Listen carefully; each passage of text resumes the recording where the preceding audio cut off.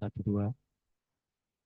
Bapak Ibu, mohon konfirmasinya suara dari Hotel Regal di Hong Kong. Apakah terdengar dengan baik? Eh, Selamat pagi. Eh, dari Zoom terdengar dengan baik. Terima kasih. Baik, suara dari Bapak juga terdengar dengan baik di sini.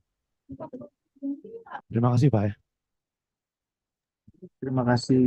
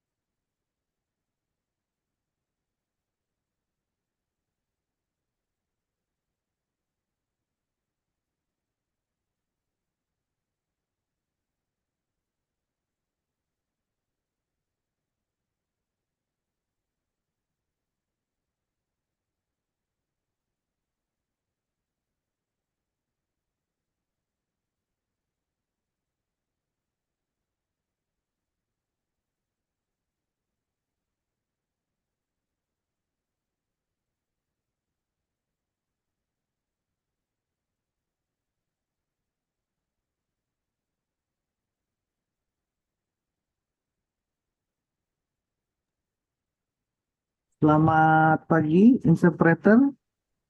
Kami eh, akan melakukan tes untuk interpreter sound eh, di channel Inggris. Di channel Inggris, mohon coba untuk cek sound. Terima kasih.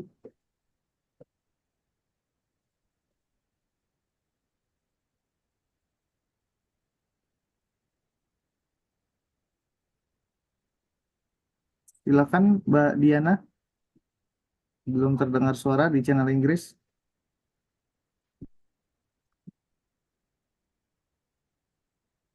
Ya, terima kasih. Kita ke channel channel bahasa ya.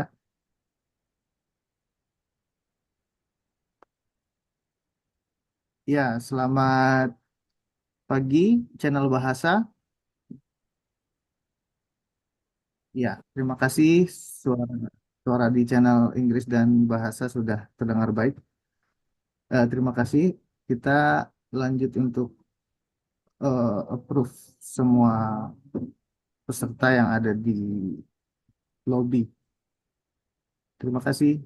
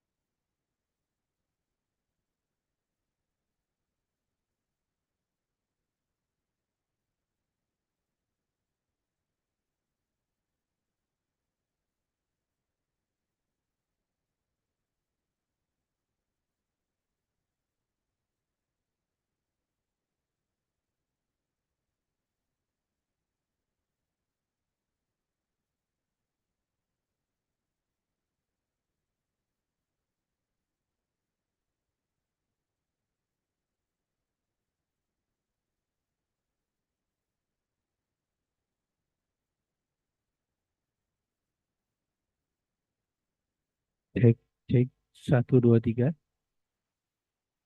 Mohon konfirmasi apakah suara kami bisa dimonitor di pusat? Siapa? Baik, terima kasih.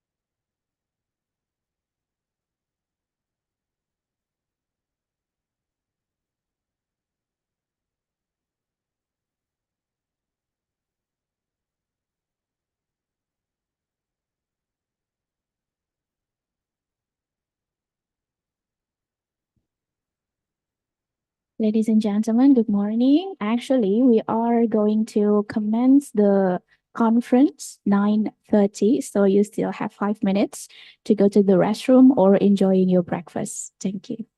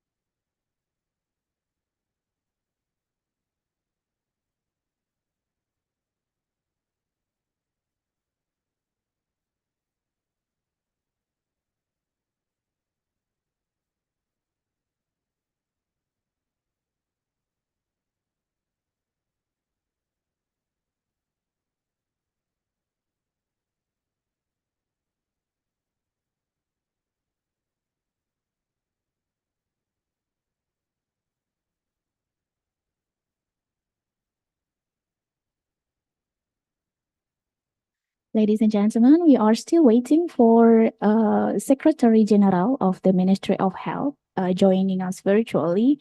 So we will still have 10 minutes before the conference commencing.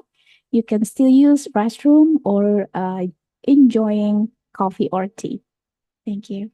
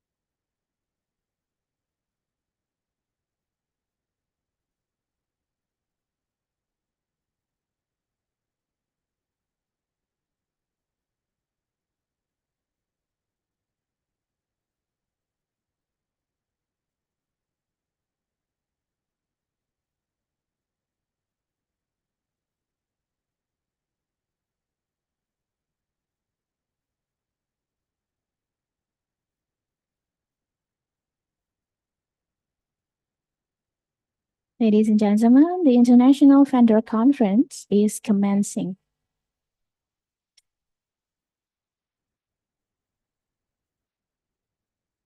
Good morning.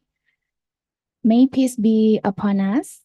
Honorables, Consul General of the Republic of Indonesia in Hong Kong, Bapak Yul Edison, Secretary General of Ministry of Health of the Republic of Indonesia, Bapak Kunta Wibawa, joining us virtually from Jakarta, heads of related bureau, center, and working groups of the Ministry of Health, international vendors and business people in health sector in Asian region, both joining us here virtually and directly in a very nice batik and headpiece. I see from here. Friends of Indonesia, ladies and gentlemen, my name is Yogi, and I will be emceeing for today's event. On behalf of the committee, I would like to welcome you all to the International Vendor Conference hosted by Indonesian Ministry of Health and supported by the Indonesian Consulate General in Hong Kong. I wish you a very fruitful event, as much as Indonesia has been enjoying the relations with various stakeholders from government and private sectors for many years. To officially welcome you, I invite the Consul General of the Republic of Indonesia in Hong Kong to deliver opening remarks. Bapak Yul Edison, the floor is yours.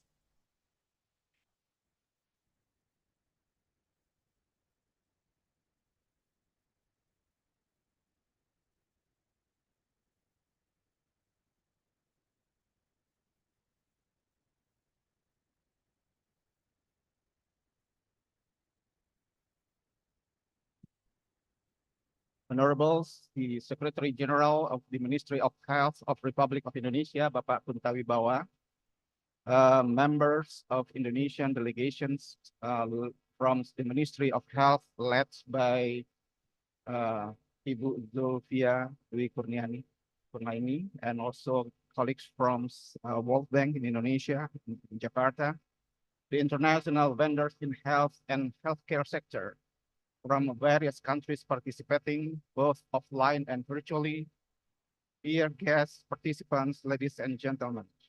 Very good morning. May peace be upon us and Happy New Year.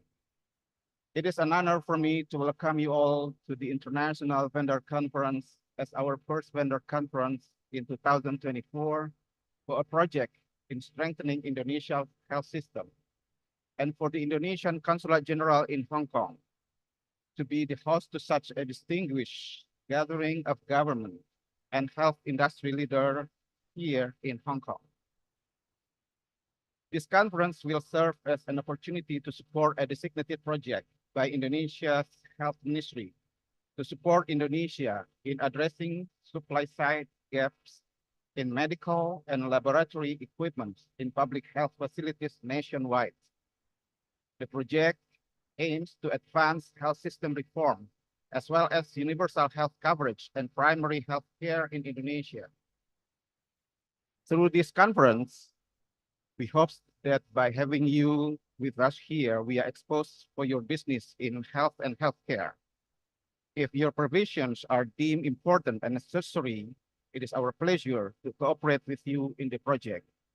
Dear guests, participants, ladies and gentlemen, COVID-19 has turned our world upside down.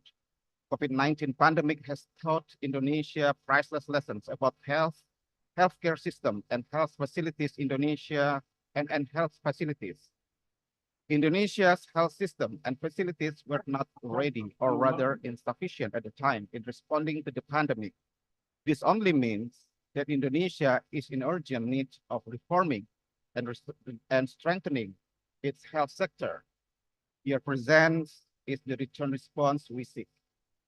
Our source persons have all the capacity to explain the project to you, but allow me to highlight certain keywords to help you picture what we need from this event: procurement, installations, operations, and maintenance of equipment to the 3 health facilities in Indonesia mentioned earlier.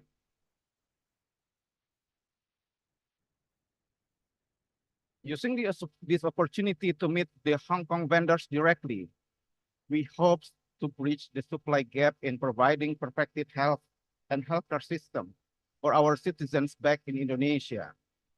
Hong Kong, as one of the hubs which connect various countries for the health equipment, has strategic role in supporting. Considering the vigorous relations between Indonesia and Hong Kong that has been existing for decades, our potential cooperation in health sector will only strengthen it.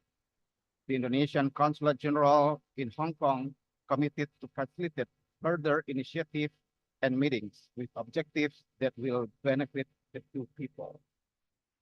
We all know that the world is not hungry for the words, resolutions, and recommendations alone. It is hungry for action, real action on the ground to move forward. With this, I thank you all. Thank you so much.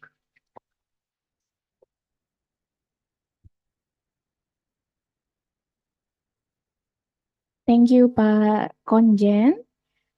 Our host, Ministry of Health of the Republic of Indonesia, represented by Secretary General Bapak Kuntawibawa, shall next deliver his keynote speech. Mr. Secretary General, the screen is yours. Okay, thank you. Good morning, everybody. The most honorable Your Excellency Bapak Yuli Edison, Consulate General of the Republic of Indonesia in Hong Kong, the bank team as a MDB's representative, client ministries, participants, and vendors. You know that after successfully navigating through the COVID-19 pandemic situation, Indonesia will face a once-in-lifetime privilege known as the demographic bonus. It is a critical juncture that the Indonesia should and will seize effectively. It is estimated that there will be 68% of the entire population, or around 205 million people of productive age in the year 2030. However, what would follow after the demographic bonus is a challenge of aging population. In 2021, the population of people above 60 years old was 10% of the total population, and it is estimated to double by the year 2050. This will expose Indonesia to a heavy financial and healthcare burden. So it is crucial for Indonesia to focus on investing in healthcare infrastructure and professional health workers to prevent and treat major illnesses such as heart disease, stroke, cancer, and uronephrology as the leading cause of deaths in our population. Growing old is inevitable, but aging is optional. To address such growing burdens to our lives and economy, Indonesia has embarked upon an ambitious health system in transformation that largely focuses on primary health, promoting healthy lifestyle, expanding immunization, mandatory screening, and improving quality and access to primary health care become our main concern to our efforts to increase life expectancy. The system transformation on the 6 pillars of transformation that support the Indonesian health system. First, primary care transformation, which focuses on population education, primary prevention, secondary prevention, and increasing primary care capacity and capability. Second, referral services transformation, in which we will improve access and quality of secondary and tertiary services. Third, health resilient system transformation. This will achieve by increasing the resilience of the pharmaceutical and medical device sectors, strengthening emergency response resilience. Fourth, transformation of the health financing system. In this case, we improving health financing regulations with three objectives: availability, sufficient and sustainable, fair allocation, and effective and efficient utilization. Fifth, transformation of health human resources. We will increasing the number of health and improving the quality of health workers. Lastly, health technology transformation. This improving development and utilization of technology, digitalization, and biotechnology in the health sector. So in Indonesia's health transformation agenda, we are trying to significantly improve primary and referral healthcare by first revitalizing network of 300,000 posyandu, 10,000 puskesmas, and 514 city-level public health laboratories. Second, expanding routine immunization from 11 to 14 antigens, incorporating HPV, PCV, and rotavirus vaccines to prevent cervical cancer, as well as decreasing infant mortality from pneumonia and diarrhea. Third, increasing screening of 14 priority diseases, accounting for the highest cause of deaths in each age group. Fourth, improving maternal and child health through equipping primary care with essential equipment, including USG for antenatal care, among others. Lastly is improving referral hospital services, especially for catastrophic diseases such as cancer, heart disease, stroke, and nephrology also lack the necessary infrastructure. Medical equipment and skilled healthcare professionals, leading to overcrowding, long wait time, and inadequate treatment. So, ladies and gentlemen, through a great partnership with multilateral development banks, Indonesia will be able to accelerate the provision of health infrastructure. To implement these projects, we ask all private sectors to join with us to support the programs by providing all medical equipment and consumable goods that are required to fill the gap of capacities. With your support, I believe that the Indonesia's national health system will improve as all health facilities at any level are capable of providing excellent health services. In closing, I would like to thank the Consulate General of the Republic of Indonesia, and here Pak Yul, for facilitating this activity, and also for all the participants in this conference. It is our intention to provide international vendors with an opportunity to meet face-to-face, so that the delivery of information is expected to be clearer. Hopefully, the conference will not only serve as a platform for knowledge exchange, but also as a catalyst for building partnerships. This vendor conference is an important milestone to continue the procurement process in the future. I am confident that this partnership can have a positive impact.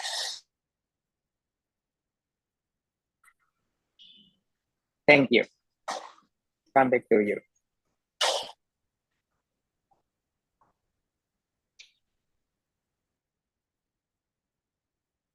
Thank you, Pak Sekjen.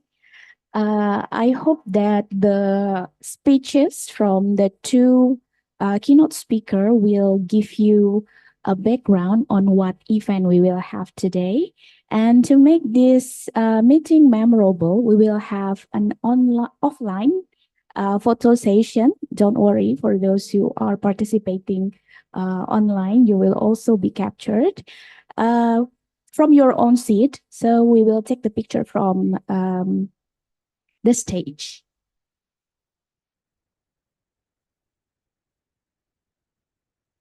You ready?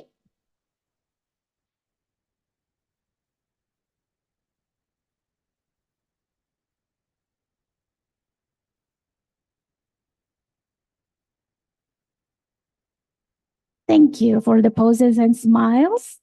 And please remain seated. We will start the discussion and for the explanation in detail about the conference and the project from the Ministry of Health that will be moderated by Ibu Zulfia Dwi Kurnaini. Ibu, the floor is yours.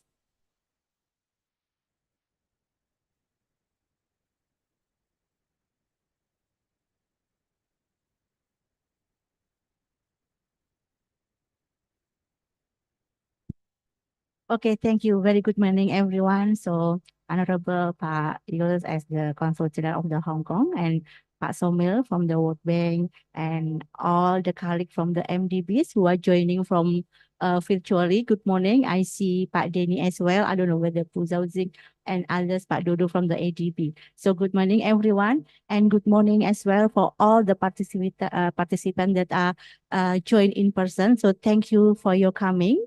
I don't know whether everyone come from Hong Kong. I see some people from Indonesia, from China, maybe somewhere else. So thanks for your coming. And of course, all the participants that are joining in the virtual. So Pak Yul, Pak Consul, as we have mentioned before, actually, this vendor conference is not the first one. Actually, the fourth one. But we do it internationally is the first one in Hong Kong. So I see familiar face, maybe familiar name from the screen. So hopefully you are not get bored with me because every time I speak in front and talk about this project. So actually, my name is, the nickname is Anna, Pak. So most famous as Anna rather than Zulfia, I think. So everyone is okay. Actually, we just landed yesterday, but Hong Kong is very nice, Pak. Last night we go to Warung Malang. So Indonesian food again. So, okay. Just start to the discussion. Maybe the first one. Can we go? Yeah, okay. This is the presentation FRP. So even though this is the fourth vendor conference, but internationally we do it as the first one. That's why I need to go back to say something about the project overview. So this is the outline that I will go through one by one, but maybe for some part, I just skip it because all of you already aware about all this program.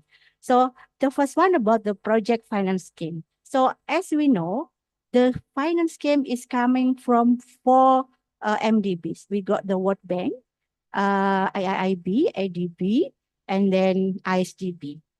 So this is all the finance scheme. So this project consists of three components. We got SIHREN here, SOPI, and IMPA. So some people are getting confused, but for make it easy, SOPI is for the Puskesmas, very primary care, starting from Posyandu, Pak, from Posyandu to Puskesmas. And we also have here the Labkesmas, Laboratorium Kesehatan Masyarakat.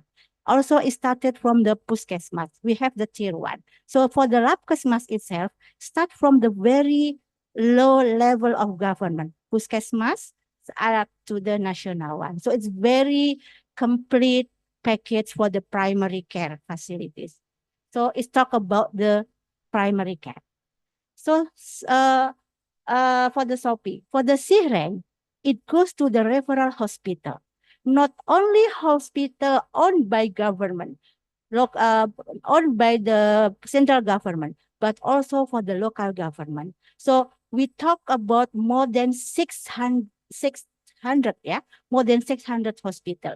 We want to increase the capacity, all of them, all the hospital. So it goes to the SIHREN project.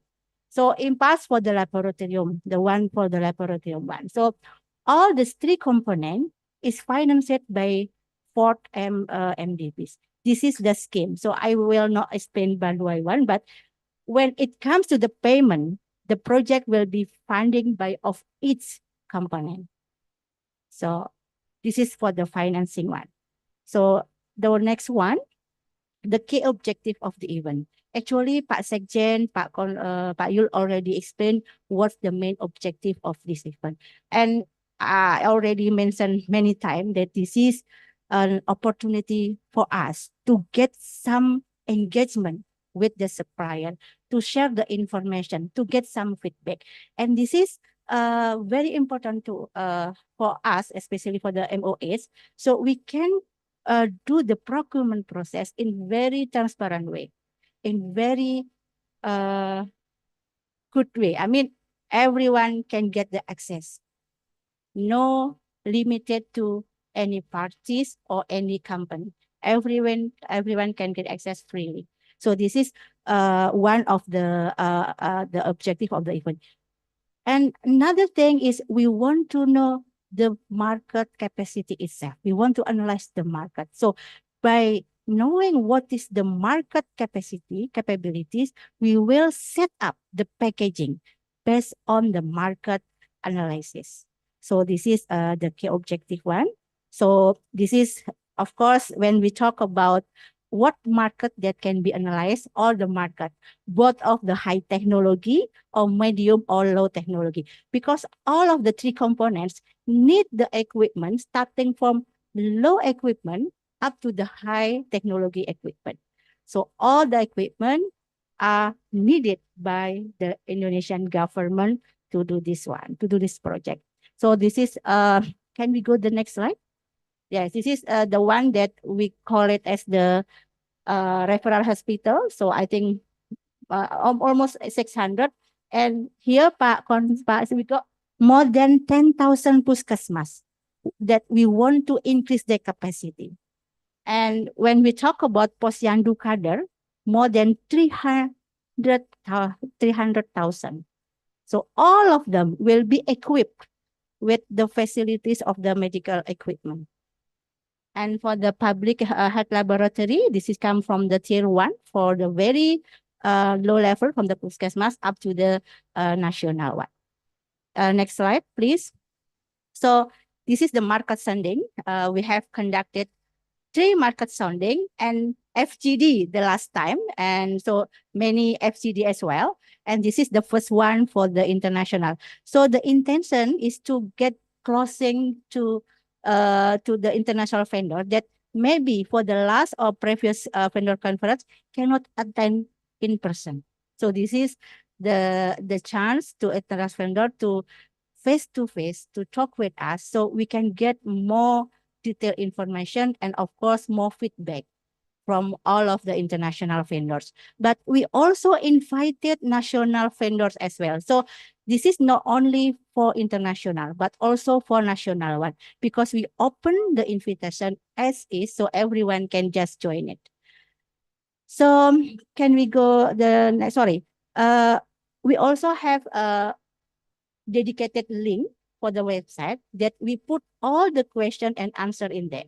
Because so far we have conducted 3 questionnaires for the first, second, and third vendor conference. We always share the questionnaire.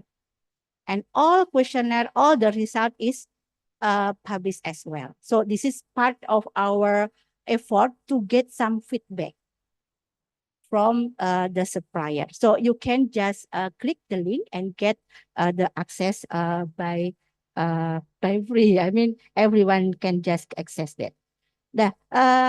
Can we go next slide? So this is all the questionnaire that we have done before, and one by one at that time we already discussed the result, but still we still have time to discuss more.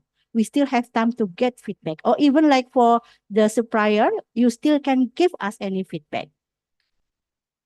Okay, next slide. Now, come to the procurement itself. So this is the government the governing procurement. As we know, the Indonesian health system strengthening is funded by the 4 MDBs. And when we talk about the procurement regulation, so when we talk about SIHREN, SOPI, and IMPAS, actually the procurement regulation will be divided by 2. The component that is funding by World Bank, AIIB, and the ADB, we are following the bank guideline procurement. But for the ISDB, we are following the ISDB procurement guideline. But most likely, the regulation is quite the same. Most likely is quite the same. There is no difference, but maybe from some part of technical is a bit different. But as the general rule, we are the same for the regulation in the term of the procurement. Okay, can we go to the next slide? So when we also when we talk this project, actually we are not coming suddenly into this event into vendor conference. First, of course, internally we got like the PPSD for the strategy development procurement land, and then we got procurement planning. What is procurement planning? I think I already shared it to you in the second vendor conference. But now I just want to remind you that what is mentioned in the procurement planning is something about the packaging of the equipment itself. I hope you already check it in the website, so you can get the whole procurement planning. But in this material, in this slide, we also put the procurement planning in the very low slide. So in the procurement planning, we also mentioned the schedule, the time, but just want to inform you that the timeline is a bit postponed or delayed, because at that time we are planning to do procurement in the mid of November, but now it seems that we can just start on the last of January. Hopefully by next week we can start to issue the SPN for the CAT lab. So for the procurement method, we also mentioned in the procurement planning itself whether we can do it internationally or even we can do it nationally as well. And then all of this information are publicly on the MOH or MDB's website. So everyone can access all this information. Okay, next one about the SPN. The specific procurement notice is the announcement that Indonesian, especially MOH, has something to procure. This is kind of a announcement that we will do the procurement process. So it's already issued in 28 November. And then all of this information, once again, you can find it in the website. Maybe for Indonesian people, you are familiar with RUP atau Rencana Umum Pengadaan. So this is quite the same. SPN is quite the RUP for Indonesian government procurement process. Okay, when we talk about the standard procurement and document itself, especially as we mentioned before, we got 2 kind of competitive bidding, internationally and nationally. When we talk about internationally, we use the MDB standard procurement. And once again, you can access the link. So you can read, you can learn what kind of the document itself. And I already shared to you the bidding document. So exactly it's quite the same, the bidding document. And for the national competitive bidding, we just use, it is kind of option. We can use the national one or following this document. But of course, it's gonna be, if we use the Indonesian document, we will adjust some part that are agreed by the bank regulation. So this is something that we can do for the national open competitive one. So this is for the approach. When we talk about the international, of course, we can do bidding for the single state, 2 states. And I think most likely we will do the 2 envelope, yeah, for the bidding international one. For the national open competitive, especially for the equipment with that is produced locally, we can use the national system, the SPSA, the National Procurement System. We can use SPSA as well as we can use e-catalog if it is possible to do that. So for the national one, most likely we can do it by using national procurement application. So we can do that. So once again, this is the methodology when we do the procurement, what international or national. Next one. This is the eligible one. So basically everyone are invited to join this procurement. But of course, they are not listed in the, kalau in Indonesia, we call it blacklist. Here we are not listed in the, for the ISDB, the boycott regulation, and then for the MDBs is not listed. What part? The sanction list, the sanction list. Actually, everyone is invited, but not under list of sanction list, or in Indonesia, we call it as the blacklist. And in ISDB, the boycott regulation. So this is, I think it's common rule, common thing. So we can just go to the next slide. Yes. Now we are coming to the very technical one. So I think we have discussed it many times, but still in this event, we want to discuss with you here.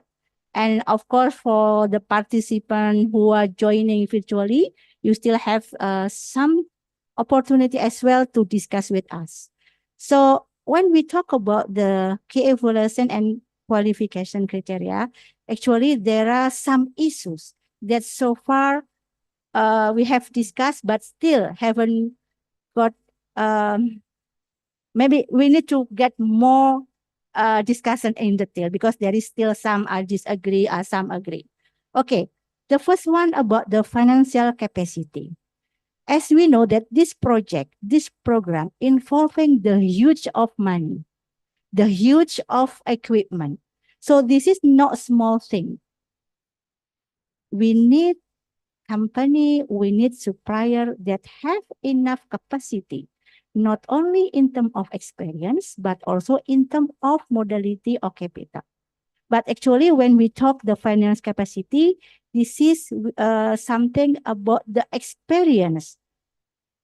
That's why the requirement is related with the turnover, the number of turnover. So what we are hoping for the company who can provide this, actually this is coming from the CAT lab for this one, but we can use it as the general one.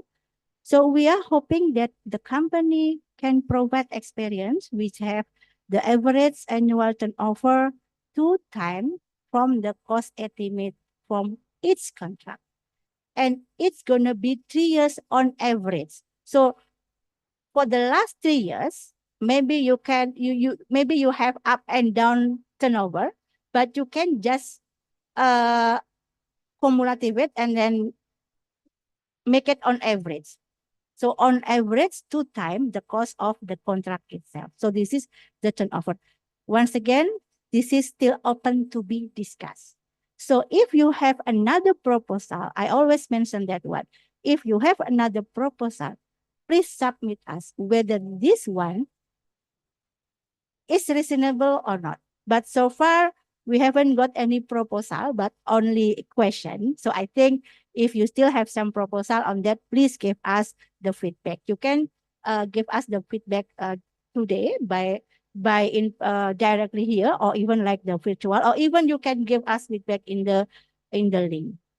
And then the second one about the bidder experience.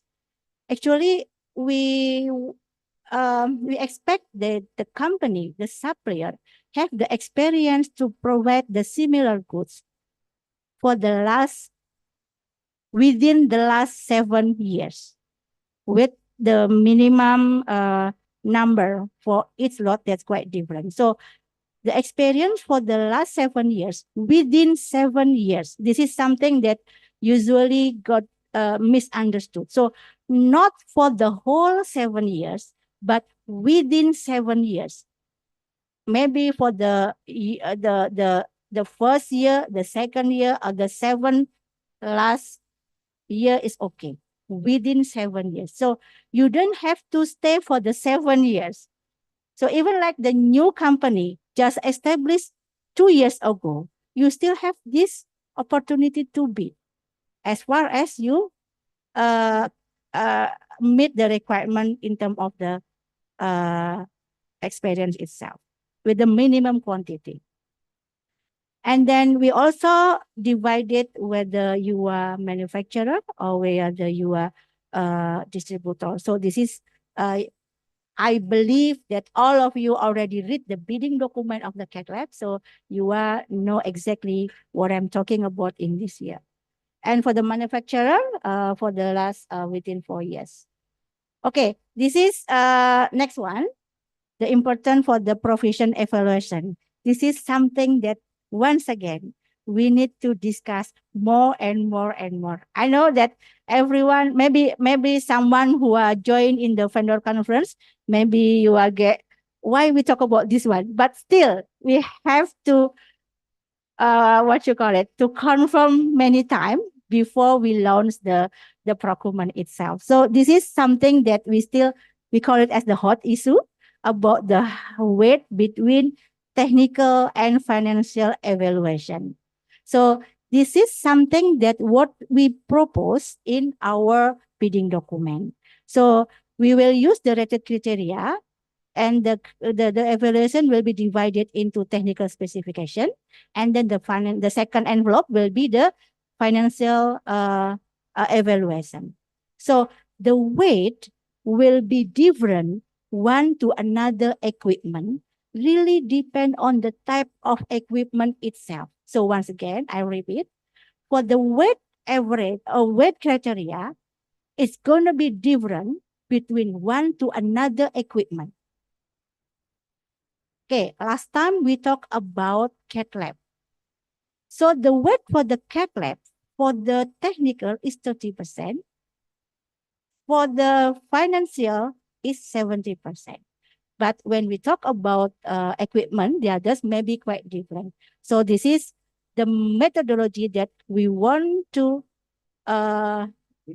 use in this procurement process, the weight criteria, the rated criteria. And all the information for the weight criteria is provided in this link. So once again, you can get to the link, got the all information about the rated criteria. So the next one about the margin of domestic preference. This is something also need to be clear, but so far we haven't got any issue on this one because the domestic preference only applied to equipment which are already produced locally in Indonesia. So we can apply this domestic preference. But for the equipment that are produced in Indonesia, so we will not apply this domestic preference. So I just gave you an example. For example, for the equipment A that are produced in Indonesia. So for the international one, they will evaluate 15% higher than their own price for the international one.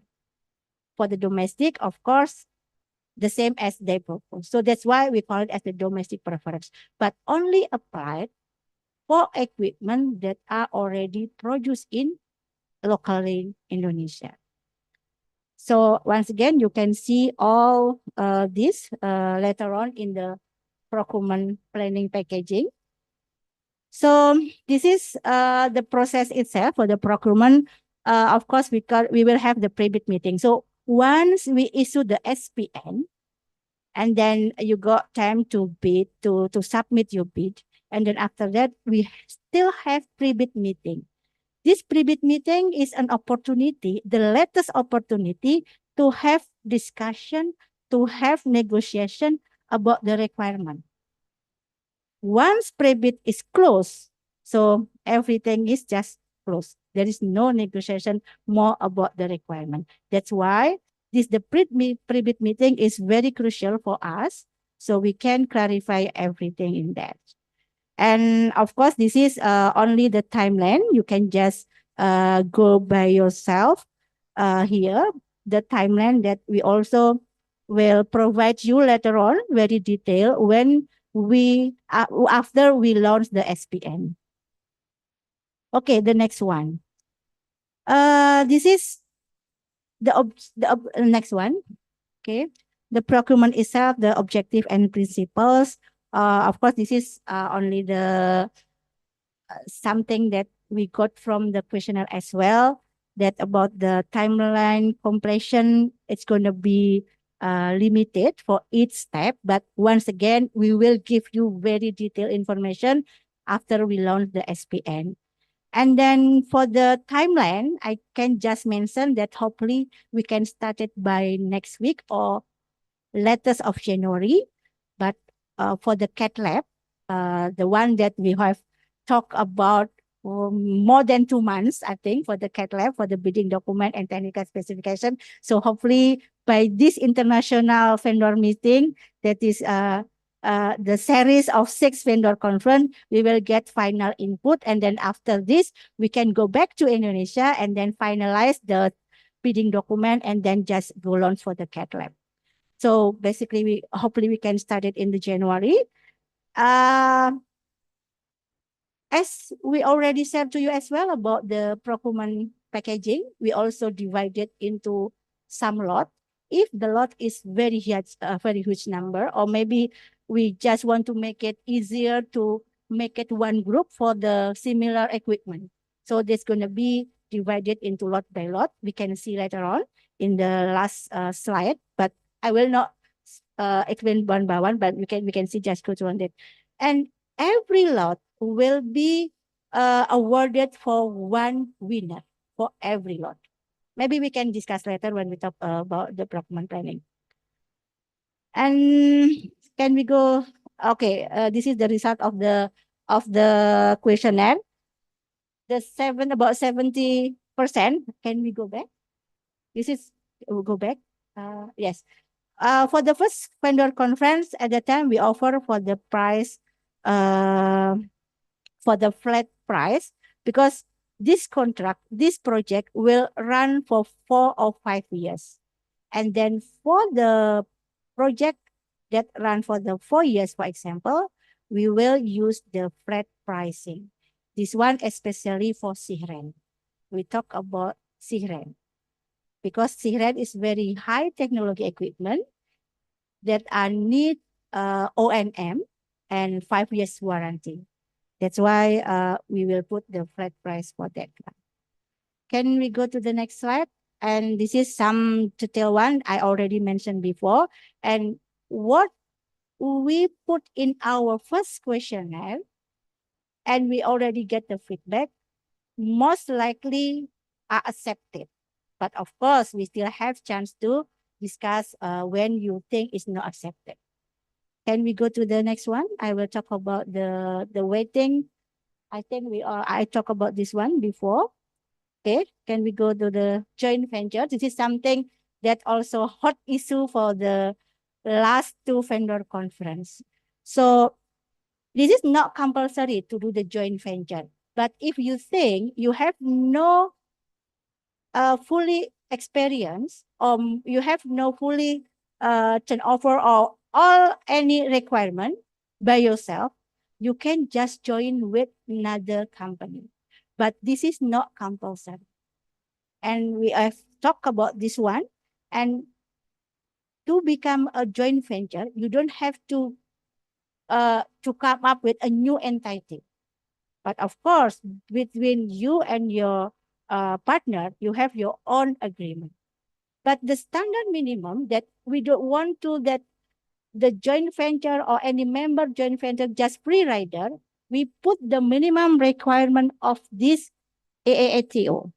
So for the lead one, at least you have give 40% share, and the partner at least you give 25%. This is the at least, but you can of course bigger than one. So the one you don't need to register as the new entity in Indonesia. Okay, can we go the next one? Okay, about the staggered delivery and facility readiness.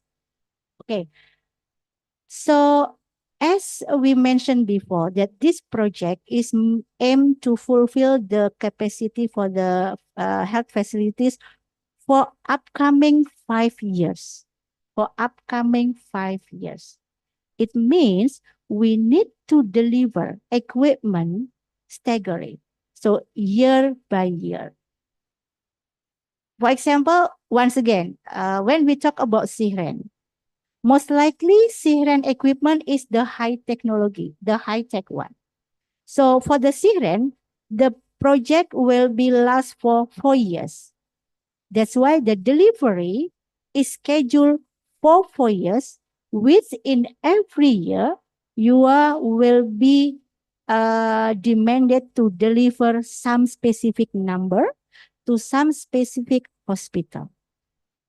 So it's all will be explained, will be written in our bidding document. Once again, we already share to you the bidding document on the CAT lab. So you already seen on this document how many CAT lab will be delivered in first year, how many will be delivered on second or even until fourth year. But as the readiness also the big value, the important one as well. So before the delivery, we got the readiness criteria. So this is something that we also need your support because we only can deliver the equipment to hospital when these 4 factors are completed. So when the hospital are ready for the room, for the space, when the hospital ready with the doctor, nurse, or the health nakes, what's it? Yeah, apa? Yeah, human resource. I got lost on the nakes. And another one, of course, if they are ready with the utility, especially electricity. So even though the hospital have human resource, have doctor, have the room, but if the electricity is not stable yet, so we cannot deliver the equipment. So when we talk about this one, usually it happened in the Eastern Indonesia. Some problem about the electricity. And then about the waste management. So when we talk about the harmful result of the waste, they also need to provide the waste management before we deliver the equipment, especially for the radiology one. And all of this one will be monitored using ASPAC. ASPAC is to verify whether the hospital or district or the user ready to receive the equipment. So this is the facility readiness one. So this is the total cost ownership. So when we talk about TOC approach, this will be applied for equipment with O&M most likely because especially with equipment with the long life cycle. So when you put your price here, you have to consider about the TOC approach. So we will get 5 years warranty from you. This is included in the price. But for the next 5 years, you also have to provide the spare part because we demand you to provide not only 5 years, but the next you have to still provide by that's going to be paid by the hospital itself. But when you do the calculation for the price, you have to calculate all this one from the TOC, total cost ownership. Maybe we can discuss a bit detail later on. Okay, this is another thing to be discussed and be hot issue about the payment terms. Okay, this is something that really we need to understand. The first bullet, the first statement for low-tech equipment. So for the low-tech equipment, the payment will be completed on acceptance. Once again, for the low-tech equipment, the payment will be fully paid once the equipment is received by the end user. Maybe some are not aware with this one, so they just thinking that everything, the payment will be done in 2 or 3 years. But once again, for the low-tech equipment, it will be fully paid once it's accepted in the end user. Okay. For the complex or high-tech equipment, the payment will be done within specific period. So will not completely paid once the equipment is received by end user. So for making easy to be remembered, the all equipment that I need O&M, that I need 5 years warranty, so the term of payment will be done within 2 or 3 years by step. For this one, once you got the contract, we will pay you 10% advance payment. We will pay you 10% advance payment within 30 days after signing the contract. Once you ship the equipment, just shipping the equipment, just send the equipment, just send very, very early step, you will get 25% of the payment. See? When the equipment getting accepted, getting installed, and getting ready to be utilized or commissioning, you will have another 15%. So by means, when you got delivered the equipment and ready to use, so you will have 50% for the 5 years warranty. Okay. Okay. So for the next 6 months, you have to provide as well the services if it is needed. And if you are performing very well to give the service, we will pay you another 12.5%. So in every 6 months, we will pay you another 12.5%. So within 2 years after commissioning, you will get all the price is paid. The price is completed, paid in the 3rd year, the 2 years after the commissioning.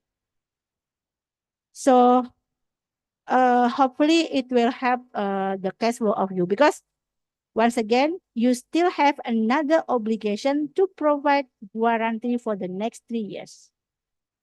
And we also put like the linkage payment for the 2nd year delivery with this kind of the monitoring of the service as well. So this is the term of the payment. And there is not written here, but we also demanding kind of the performance security from you. So once we give you 10% on the payment on advance, you have to give us kind of the performance security, 10% from the contract value. But the 10% performance security will not kept for the whole 4 years. Once you deliver equipment in the 1st year, so the value of the performance security will be deducted in percentage equal with the volume, equal with the value that you are already delivered. You don't get it? Okay, let me explain again. So once you have to provide 10% of the value of contract for the performance security. For the 1st year, you deliver, for example, 50% of the number. So most likely 50% of the value of the contract. So when you have 10%, the performance security which are multiplied by the whole value of contract at the beginning. So for the second year, it will be deducted the remaining contract. So only 10% of the remaining value of contract. In the second year, you will deliver another 20%, for example. So the value of the contract will be remaining one. So the 10% will be multiplied by remaining of the value that is already deducted with the value with equipment that you already delivered. So year by year, the value of the performance security will be decreased. And at the end, on the fourth year, it's going to be zero. So you will get your money back for the performance security. Hopefully it's clear. Okay. So when we talk about the warranty for the 5 years, you remember that the equipment will be delivered within first year, second year, up to the fourth year. So when we start in 2024, so the last delivery will be on 2027. So the payment will be completed in 2029. Isn't it right? Because we will pay fully within 2 years. Yeah, because starting in 2027, we don't have any delivered, we don't have any payment, and it will be finished final payment 2029. So from our side, from MOH side, we don't have anything to be hold to keep you giving us the good performance for services. That's why we need you to provide us another warranty. Sorry, not another warranty, another security. We call it as warranty security.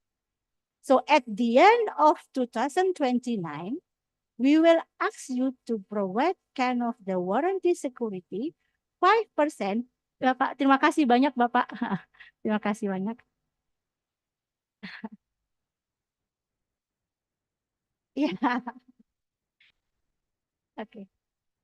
Sorry, I repeat again. So for after we do the last payment on 2029, we will ask you to provide warranty security 5%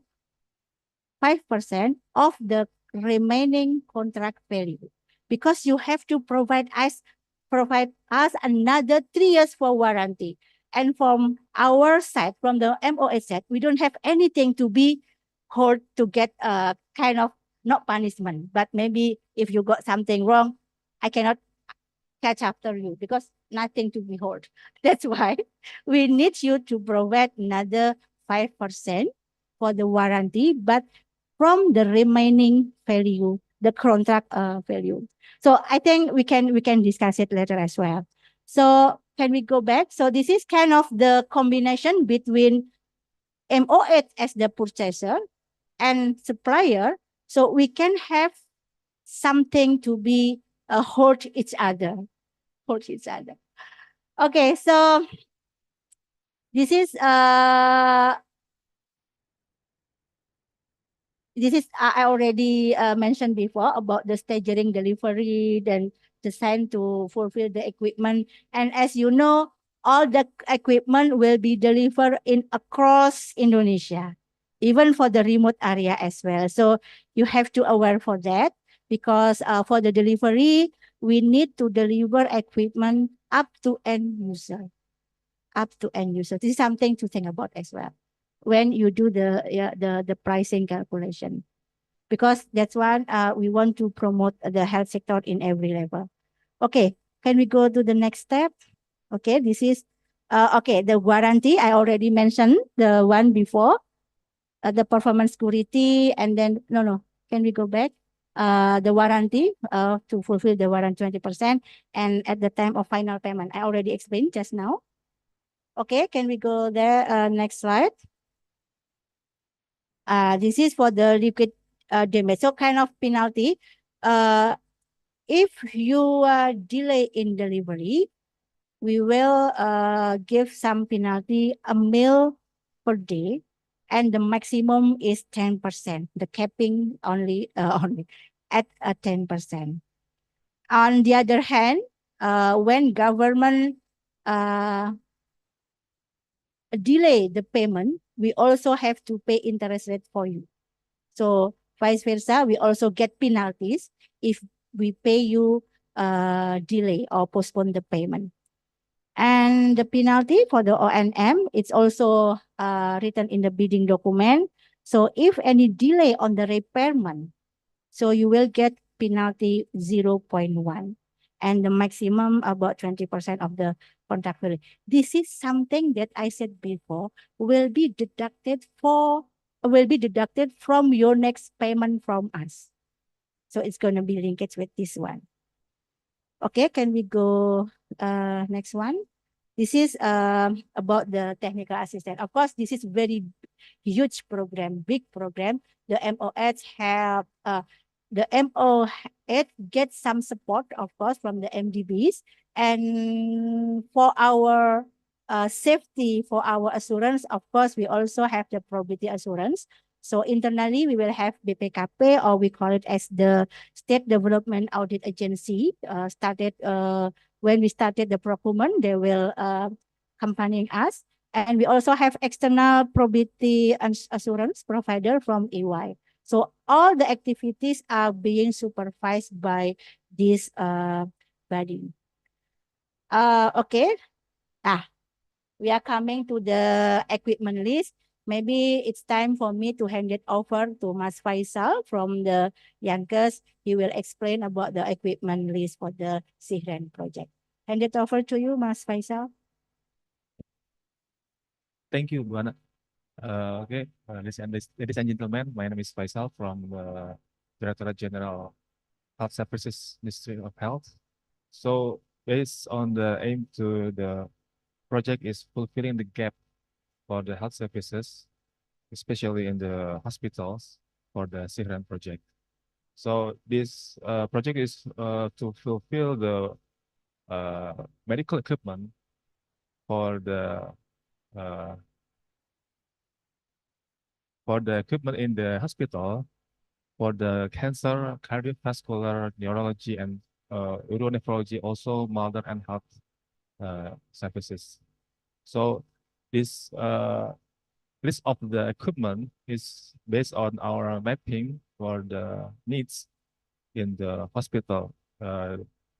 Depends on the classification of the Madhya, Utama, and Paripurna based on our mapping. So this is the list of equipments from the medical equipment for the cancer, cardiovascular, neurology, uronephrology, and also mother and child health services.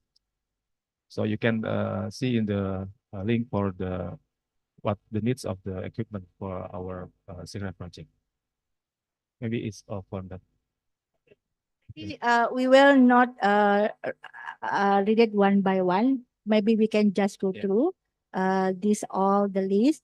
And this is, sorry, can we go back? This is we hear World Bank AIIB. This is the source of funding, the one that in the circle in the first page of the slide. So this is the funding will become from the World Bank and AIIB for all this equipment because it's gonna be related with the payment. Okay, we go to the next slide. This one come from the ISDB.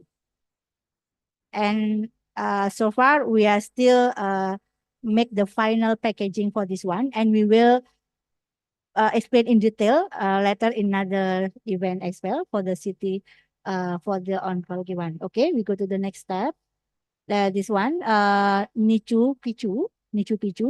Oh, sorry, Nichu Pichu is sorry. This is still Shopee, yeah, for the Shopee. Why go by Shopee? Okay, this is from the financing one. So, for the Sihren itself, we call it as the KJSU and Pichu and Nichu. This is the most important disease to be combat for the KJSU for Indonesia. Okay, you want more explanation, Mas? Because is it done for the Sihren? Are you sure? Okay. So I will give it a chance to Pak Haryadi from Kesmas to explain for Shopee and Impulse. Thank you. My name Haryadi from Directorate General Public Health Management. we involved in Shopee and Impulse. As Ibu Ana mentioned before, Shopee is going through public health center and auxiliary health center and integrated people center, like we call it Posyandu. Some area is a very rural area. Maybe you must consider about the distribution, the money for dispensing the equipment, because some area is a very rural area. We want equipment of puskesmas, we call it puskesmas, public health center, around 10,000 in the 5 years. But in some area is challenging, so we need your consider to calculation the budget for the supply the equipment. The list of Shopee, as you see in the projector, we funded by World Bank, IEB, and ADB for Shopee project. Let's like in the next slide. We put this list in the link in the website. And next one is for Impulse. Impulse is in equipment close to the public laboratory in a district. We divided actually in 5 levels. One is in the public health center in the puskesmas, and for Impulse it's tier 2, 3, 4, and 5. 2 goes to district. Indonesia have around 514 district, and then go to province. We have 38 province, and go to regional. We have 11 regional, and the referral laboratory, 3 referral laboratory. This is for Impulse program. Impulse for distribution more easy to compare with the Shopee, because Shopee goes to the sub district. There's some area very challenging, as I mentioned before, but for Impulse, go to the district, more easy to the vendor to deliver the product. The same as Shopee, the list for Impulse already here and will be put in the website. I think this for Shopee and Impulse, and if you have more information, you can discuss with us. Thank you. Thank you, Pak Haryadi. So, okay, we go to the next one about the procurement planning packaging. This is something that we already shared in the second vendor conference. It is quite, it's still the same. So we just want to remind you, this is the procurement packaging planning. So as we have all the list, the long list for the equipment. So for make it more simple in the term of the process bidding, we put it in the package, sum of packaging. So here, yes, good.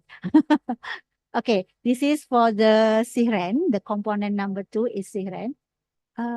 Is there any value? I think we have, and we have its value for its packaging. Nggak apa-apa. Can you make it small? Okay, so it's okay. So here we have the packaging, and if the quantity is huge, so we just divide it into many lots. For example, for the cat lab, I think we need more than 400 cat lab. You can imagine 400 cat lab. And it should deliver to every hospital, the whole Indonesia. So we cannot imagine that it's only supplied only one company. So that's why we divide it into 4 lots. The first 3 lots, it's going to be for the single claim. The technical specifications are the same for the single plane. Even it will be distributed to Eastern, to the middle, or even West Indonesia. it's the same. So only the deliverer, the delivery area is different. So don't get confused about this one. So everything here in the CAT labs are the same for the specification, even for the lot 1, lot 2, or lot 3. And for every equipment, for the whole list that already explained before, we just put it in the one package that are thought be is one group. So hopefully it can be provided with one company. So as it is kind of the similar or a group of the equipment, not some. Usually one company can provide it as the package one. But still, you still have any opportunity to give some feedback on this procurement planning or on the packaging. So you can look at by yourself a very detailed. And here we also put the estimated total value. So you can do your own calculation related the requirement for the capacity. So of course, for the minimum quantity as well. So once again, we already put this one in our second vendor conference. And also we republish again in our website as the procurement planning packaging. So the whole here. So this is okay. We can go just go through. Okay. So here we also mentioned about the methodology, whether we will do it internationally or even we do it nationally. So you can just look at here. For Sihren, most likely the big portion is going to be international one, because most of the equipment that are needed in Sihren are high technology that are not produced yet in Indonesia or in local. And we need in a huge number. That's why, of course, international bidding competition is required to get more benefit from that. So here will be explained, will be mentioned the methodology to do the procurement itself, whether international or national. Okay, can we go down? So this one, of course, you can just read by yourself. Actually, we share this bahan ya after this. Okay, we can share this presentation slide after this one, after this event. Okay, this one for the Siren as well. Okay, can we go to the Shopee, for example? For the Shopee, because the equipment is categorized as the low technology, so most likely we will do it in national, but it doesn't mean for the international cannot join the bidding. So I go back. For the international bidding, the national vendors can join. For the national one, international vendor can join. So basically everyone can join, whether it is internationally or nationally. The different thing is about the document itself, whether we use SPSA for the national or we will do the manually for the international bidding. So the eligible vendors are the same. No one is limited to join the bidding. Okay, we go through and then Shopee. So this one, the national, international, we already put in there as well. So it's disclosed. Everyone can get the access, can get all the information. This is for the Impulse as well.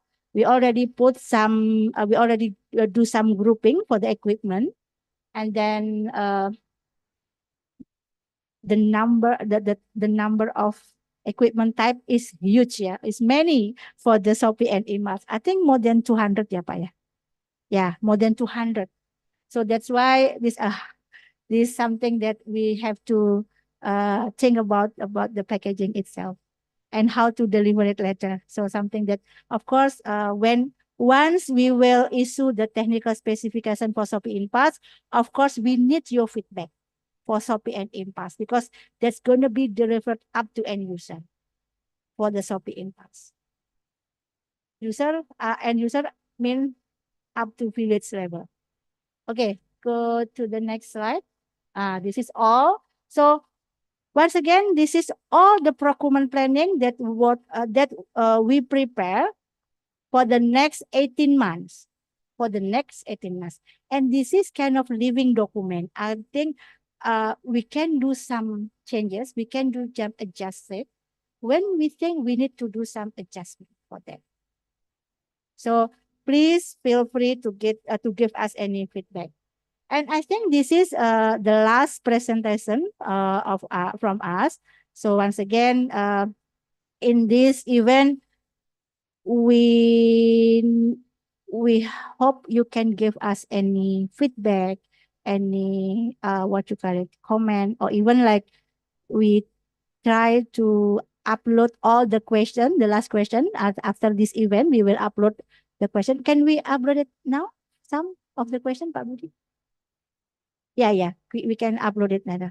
So far, I think this is what I can present to you. So it's open to have question and answer. So before we do the question answer, maybe Pak Somil, Pak Lender, or Pak Budi, you want to add something, or even I don't know whether some colleague MDBs from virtual that they are virtually. Do you want to add something? Please welcome, Pak Somil.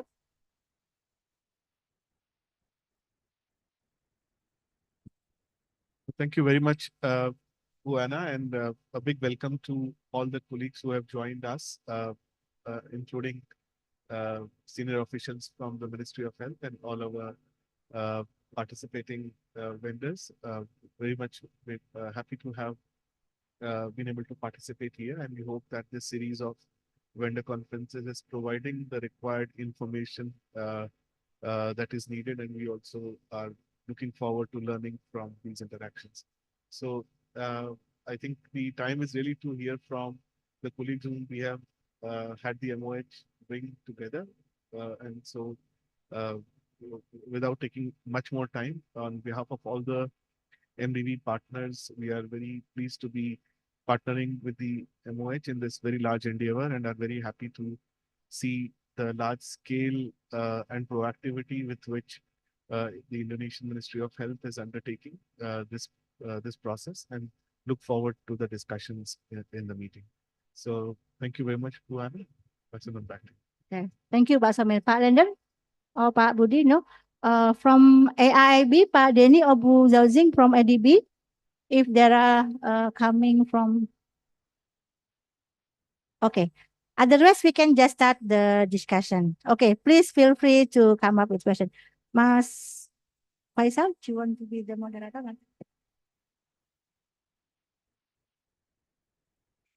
Okay, thank you, Buana. Okay, maybe we'll open the discussion from our room.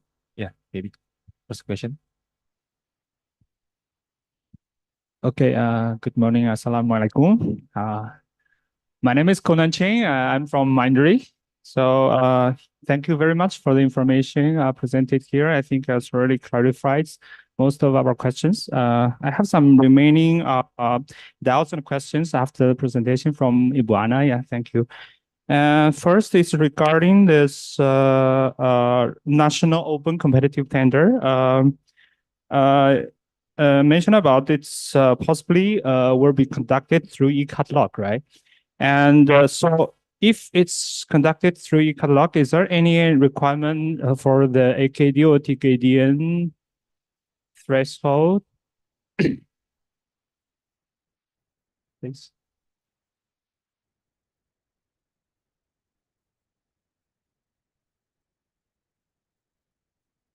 Okay. I will continue my question. This is the first question.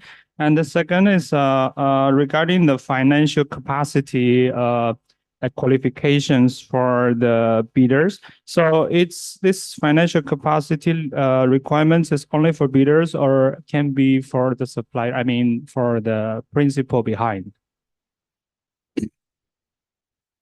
Also, in case it's a joint venture, so this joint venture can be one of the party of this joint venture have this qualification and they will be okay or not. This is the second question. And also regarding the qualifications, with experience in a similar product in the past 7 years is only for the bidder or can be the principal behind?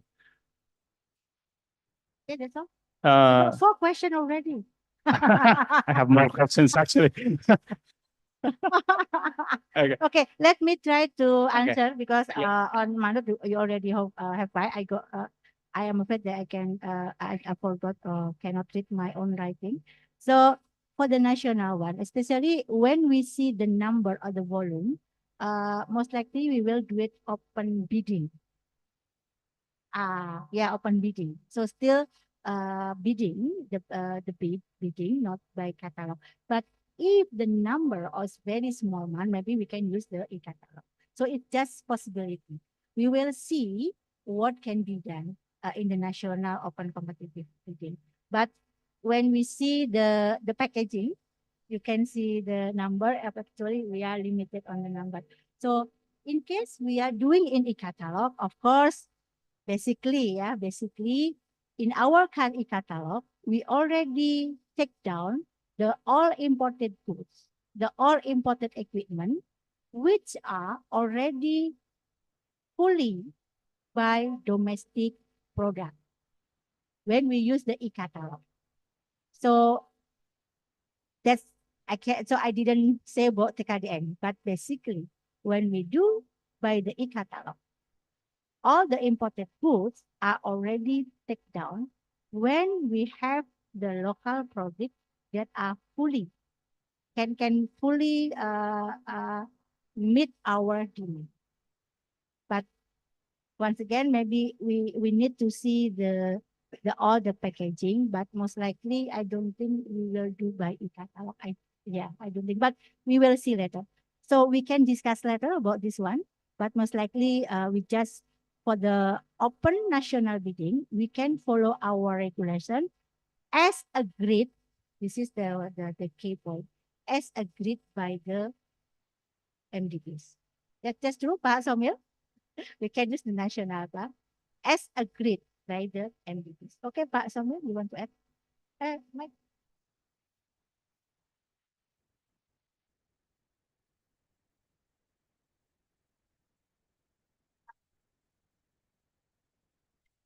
Maybe I can supplement to what Ibu Ana already responded. So in case of the national open competitive procurement, which should be, agreed as per the procurement plan, basically the Ministry of Health may refer to the government procurement regulation as long as it is consistent with the bank core procurement principle. And Ministry of Health also may use the national model bidding document acceptable by the bank because the World Bank also need to ensure that the national bidding document is consistent with the bank core procurement principle. And as Ibu Ana mentioned, that it's open to any firm from any one country. Even though national competitive procurement, in case the international vendor intend to participate, it should be allowed to participate. But then the bidding document itself for national is using the Bahasa. Using the SPSA for that. Let me finish the question from Mindray. Yeah, sorry. Okay, the next one, I think something about the joint venture. So if you think that you cannot meet the requirement by yourself, of course you can use your principal, but it should be as joint venture. Even though you don't have to form a new entity, but you have to come together with your principal as well. Asomil? I think on this one, I may just want to dwell a little bit more. Yeah. Remember that any firm coming in as a joint venture is jointly and severally liable. So you cannot lend your capacity and not be liable for the contract execution. That's a very important point that needs to be made. We do not need a separate legal entity to be incorporated, but the terms of the agreement must make it clear that all the joint venture partners are jointly and severally liable. So you cannot lend capacity as a principal to another entity and just leave the contract management responsibility to that entity. The liability to execute the contract will then also have to be in that agreement specified to belong to every party who's contributing that capacity. So that's a very important consideration. We do not insist of a joint venture entity being recognized or registered in Indonesia or elsewhere, but the terms of the joint agreement cannot miss the jointly and severally liable requirement. Otherwise, that bid cannot be accepted. So that's a very important point to just emphasize again and again and again. We are trying to make it as simple as possible and reduce friction costs. The banks can be anywhere, the registration can be anywhere, but at the same time, the jointly and severally liable part is the most important essence of the joint venture that we should all be just very conscious about. Maybe Pabudi, anything to add there? Joint venture, we got a lot of question about joint venture, but Budi, I think it's better you can explain the whole detailed explanation on the joint venture. Yeah, maybe we need to understand better and make it clear about the definition of the bidder, right? The bidder is a firm who sign and submit the bids, regardless whether it is the O&M, sole agent, principal, or distributor. So once a firm sign and submit the bids, let's say as a sole bidder, for example, so they have to meet all the requirement in the bidding document. Or in case of the joint venture, in case a firm in the form of the joint venture with the other firm, as Pak Somil mentioned, that it shall be jointly and several liable for the entire of the contract. So in the bidding document also is clearly mentioned who should meet the requirement. For example, when you talk about the specific experience, then the combined, in case of the GP, shall meet the requirement. It is not necessary that each member of the GP shall meet the requirement. But there is the specific requirement, especially on the financial capacity, average annual turnover, that not only the combined requirement, but either the lead partner and partner of GP member also shall meet the requirement. For example, in the bidding documents mentioned that the lead partner shall meet minimum 40% of the total average annual turnover requirement, and the partner also shall meet the 25% of the total average annual turnover requirement. This is important, as Ibu Ana mentioned, that Ministry of Health do not expect that any partner is just the silent partner, but they have also to meet or to have the qualification and the capacity to execute the contract. Because of all member of the GP shall be jointly and several liable for the entire of the contract implementation. Okay, I think there's also on the last FGD that maybe some of you attended by virtually. That is special we had for the CAT lab. We also talk about the number, the maximum number. We share our questionnaire that asks you about the maximum number of joint venture. In that meeting as well, there are some idea to make it more than 2. So I think it's allowable as well, yeah, if we can make it more than 2, but the maximum, for example, 3, the maximum 1. So I think we try to adopt your idea, your need, but the maximum number or 3 is still acceptable, but still you can do it only 2. So this is not compulsory should true. So it's really up to your capacity, your capability itself. So I think that's all, Pak. Okay. Pak Conan, Detective Conan. Okay. Is it clear, yeah? Okay. So everyone just looks very serious. I got scared with that. Okay. Okay. So that's all, Pak. So the question. So I think I think quite the same question already raised before in our last vendors conference. But after this event, we will upload all the questions and we can check it later. You still have one? Okay, later on. Okay, just keep your question because we have to give the same the same opportunity for everyone. Please, Pak. Okay, the second.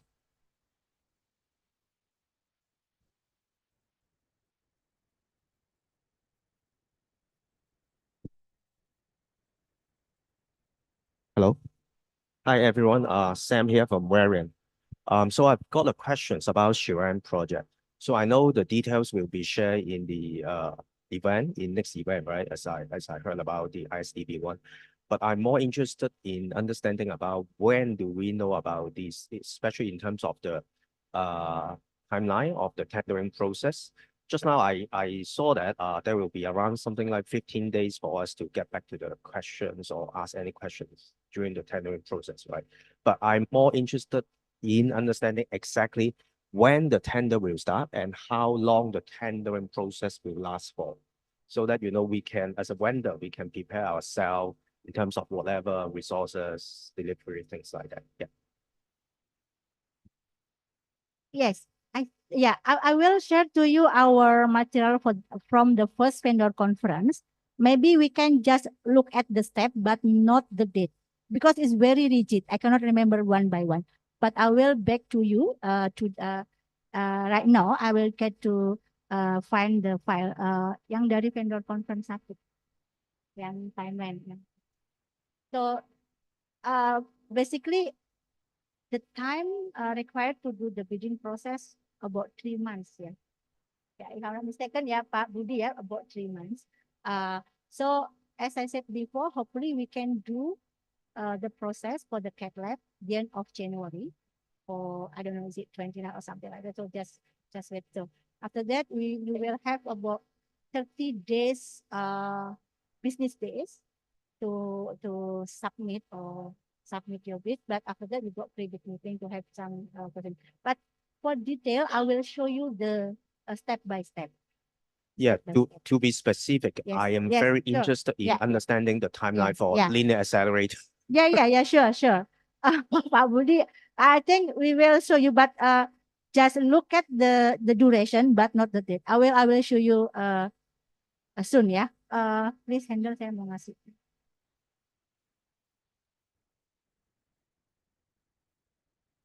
Okay, we'll open the another question, Buana, or we still waiting? Okay. Is there any question more? Okay, from the Zoom maybe. Okay, maybe from the Zoom, yeah. Okay, from the Zoom meeting, there's a question from the Canon Medical System, Ayaka. Yes, can you hear me? Yeah, we can hear you. Okay, this is Ayaka from Canon Medical Systems, and I'm wondering about consortium instead of joint venture. Is it possible to form consortium to join this serum project?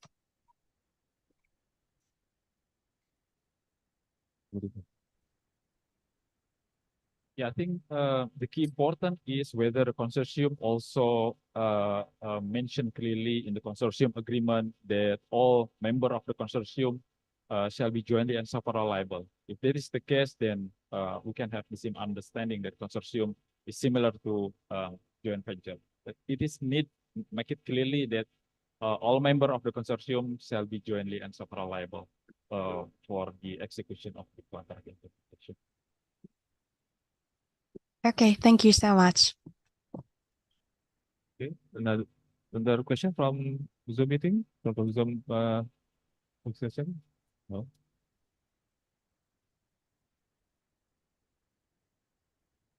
Or there's another question from the chat, yeah. How many companies will be chosen to participate for one item? For example, for supplying blood pressure machine.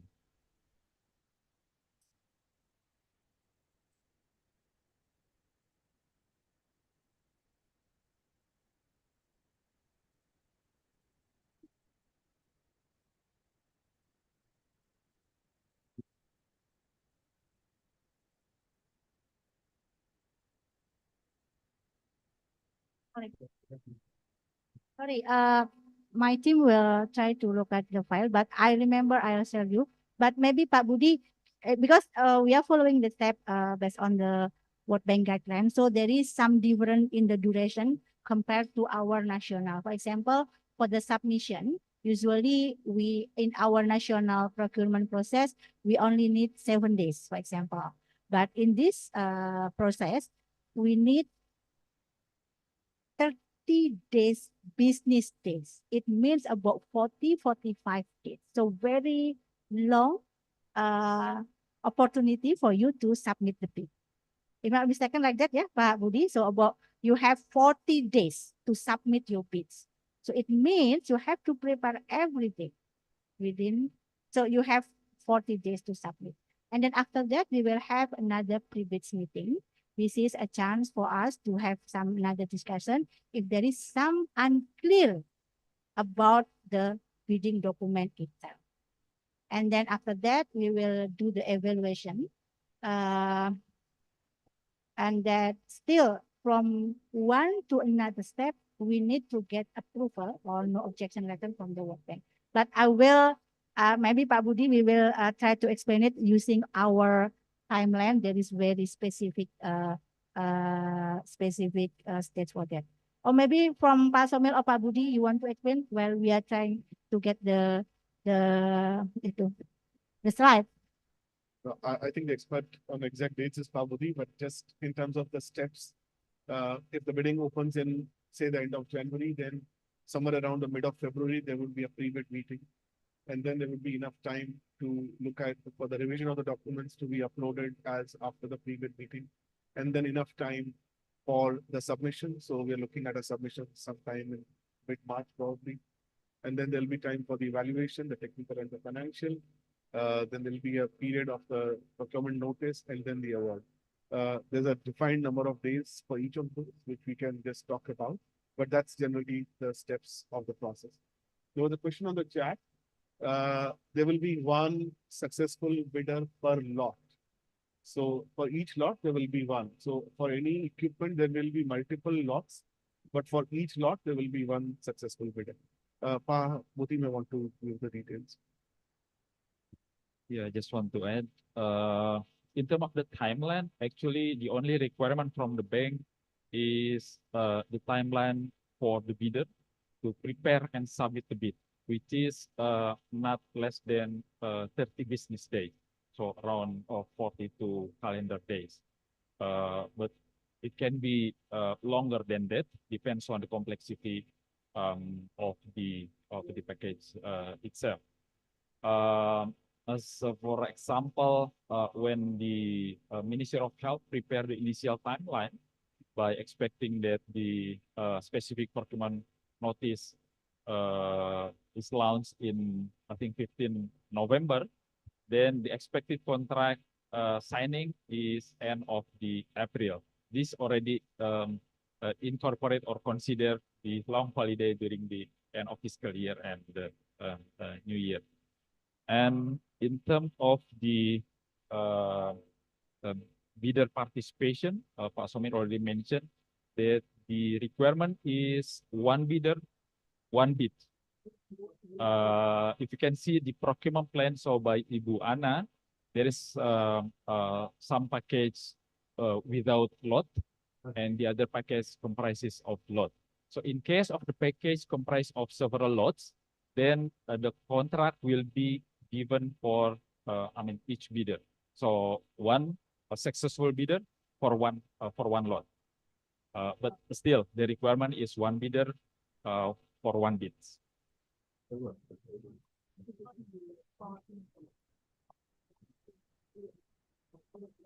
Okay, the next question. Hi, this is Theo from Thermo Fisher. I just want to understand more about the domestic preference. Can you elaborate more about the domestic preference? Yeah, thank you. Okay, for the domestic preference. So as I said before, the domestic preference only apply to equipment, to the procurement for equipment that are already locally produced. Already locally produced. So it the explanation is like this one. So for example, we bid for the pen, for example. So it depends on locally produced in Indonesia, for example. It's just the easy one, Pak Lander, to make it more easy for me to explain and for you to understand as well. So the price that you are offered for the international one, it's gonna be evaluated 15% higher from your price. So for example, you offer 1,000. So when we do evaluation, we will quote your price is going to be 1,150.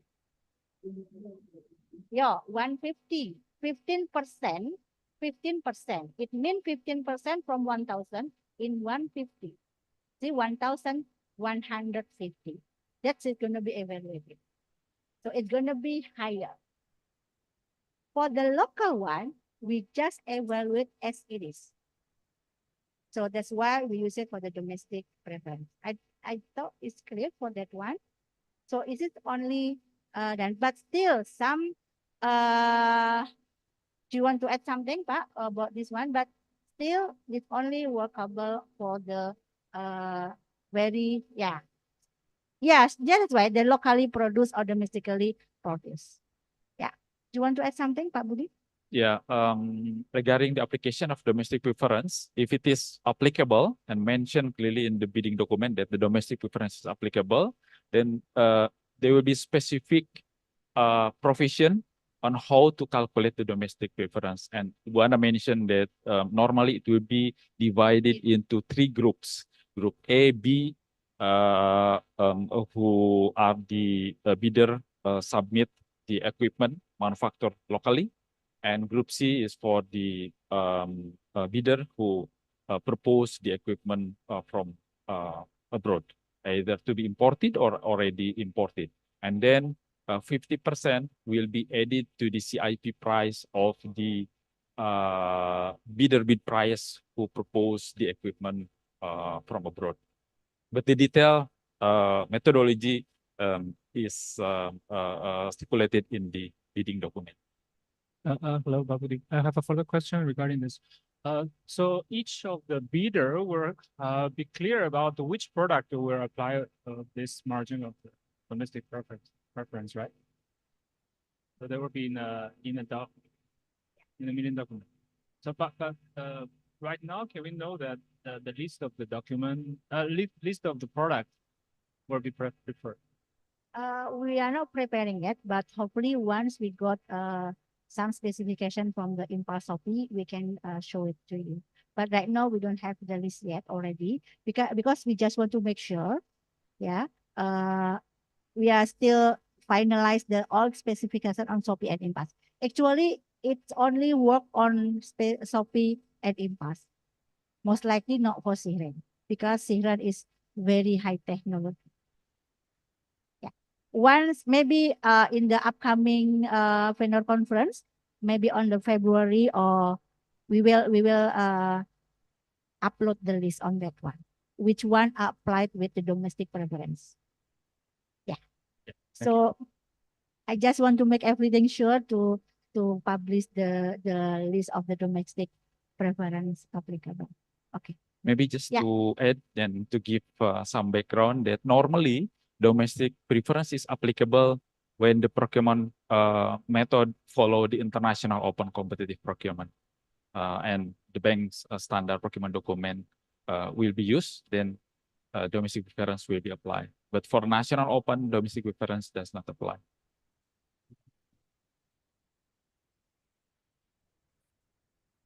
Okay. Is it clear for the answer? We'll continue from the Zoom participant, maybe. Okay. From the question that the participant that has hand, one from the THC or maybe Mekanik again. We are opening for the question from the Zoom participation. Hello, Yeah. thank you. I am Nadia from THC. So I want to ask a question because earlier it is being said that one bidder is only for one bid.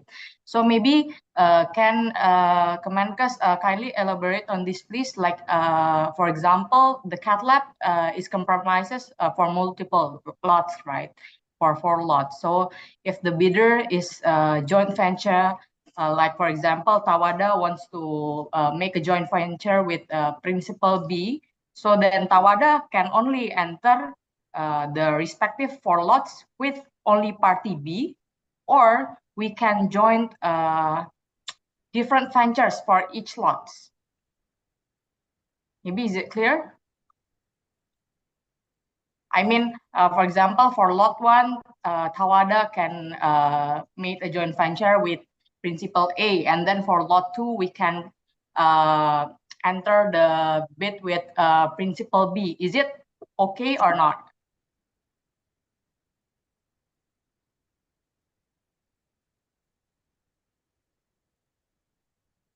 Maybe that is all my question.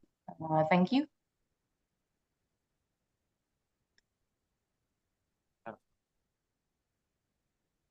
I think the principle of one bidder, one bid is also applicable for each lot. For example, bidder A, they submit the bid as the sole bidder.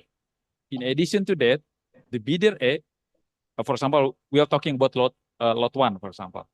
And in addition to that, the bidder A submit the bid as the sole bidder, they also joint venture with bidder B to submit for lot 1. So in that case, the bidder A is not eligible. It's not comply with one bidder for one bid. But the bidder A can join with the other firm to submit for lot 2, lot 3, or lot 4. So MOH will evaluate for each lot how's the arrangement a firm or a bidder in submitting the bids, whether there is comply with the one bidder one bid or not. But one bidder can submit only for one lot, 2, 3, or 4 lot. But they need to consider about the requirement of one bidder, one bid. Sorry, Pak. Okay, sorry, Bu Ana, to cut you. Maybe I'm taking an example. If like for lot 1, THC can form the JV with party A, and then for lot 2, the THC form JV with party B or brand B. Is it applicable or not? I mean, I just want to have the understanding of what the procedure be like, because as I said earlier, you explained about the one bidder, one bid, and I think that is not explained well in the procurement document. That is all. Thank you. I think who is speaking now? I'm Nadia Bu from Tawada. Yeah, Tawada. Okay, Siba. Okay, I think for your question, the example I think is okay, because you bid in lot 2 and lot 1 and lot 2, different lot. Not yeah. Okay. Even you have the different partner, it's okay. Okay. Yeah. As long as it is in the different lot. You have your own agreement as the GV. Okay. Different lot, yeah, not in one lot. Okay, clear, yeah. Okay, understood. Okay. Thank you. Okay, understood. Thank you. So I think about the joint venture, just make it clear. So it's already mentioned many times, but once again, we already have all the explanation in our FNA in our website, and then we can you can just look at more detail on that one. So I just want the file, Pak, from apa tadi? Pak, ini the second question. Second question. Yeah, about the timeline, the milestone. Can you show the slide? Pak, this is your question. Sorry, I forgot. Pak, datang. Layar. Untuk share screen yang mana? Nah, this one. So I will not explain one by one, but actually this is the milestone once we do the procurement. So why is it black here?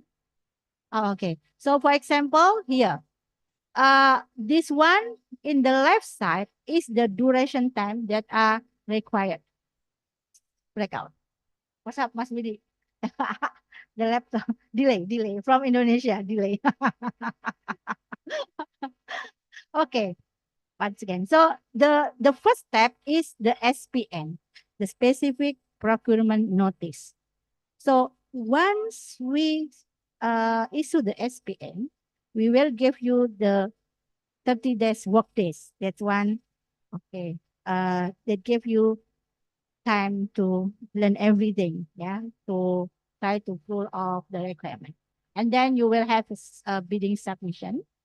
So after you submit the bidding, and then we close the deadline for bidding, this is time for MOH to do evaluation. And to do evaluation, it's going to be 2 steps.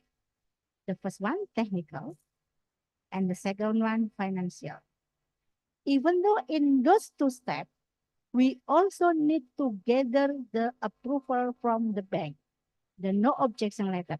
But before that, we also need to be reviewed by our agent. Yeah, because for all the procurement that are value more than 100 billion rupiah, it should be reviewed by our agent. So once we got clearance for our agent, we will go to the bank, we will go to the MDBs to get the no objection letter.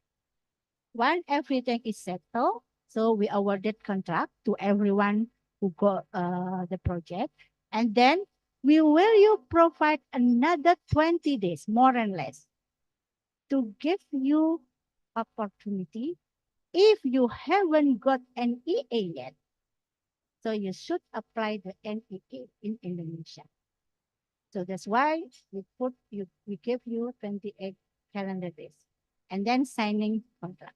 And the contract will be completed within 6 months, because we know when we talk, this is the example for the CAT lab, yeah? This is example for the CAT lab. Because for the CAT lab, we need time to prepare everything. Parallel, we prepare our hospital to be ready to accept the equipment. So we give you another 6 months, 180 days. And then hopefully by the end of this year, we will get all the CAT lab for the first delivery getting accepted by all hospitals that are scheduled in the first year. So look at the timeline, the date. Hopefully, finger crossed. Yeah, Mas Faisal. Actually, Mas Faisal, the one who decided when we can launch the. Hopefully, we can launch the CAT lab at the end of January, about 30 or 31. So this is the timeline. So in the mid of March, we will do the bidding submission, but on the Valentine days, 14 February. Yeah, we got president election on that, Pak. Yeah, I think we need to reconsider that time, Pak Somil. We got 14 election day. Okay, I forgot, but at least we will do it before election day. Yeah. Or maybe we can do it sooner. So we can just see. So actually, you can just look at the one, that one. So this is the timeline. So we can see that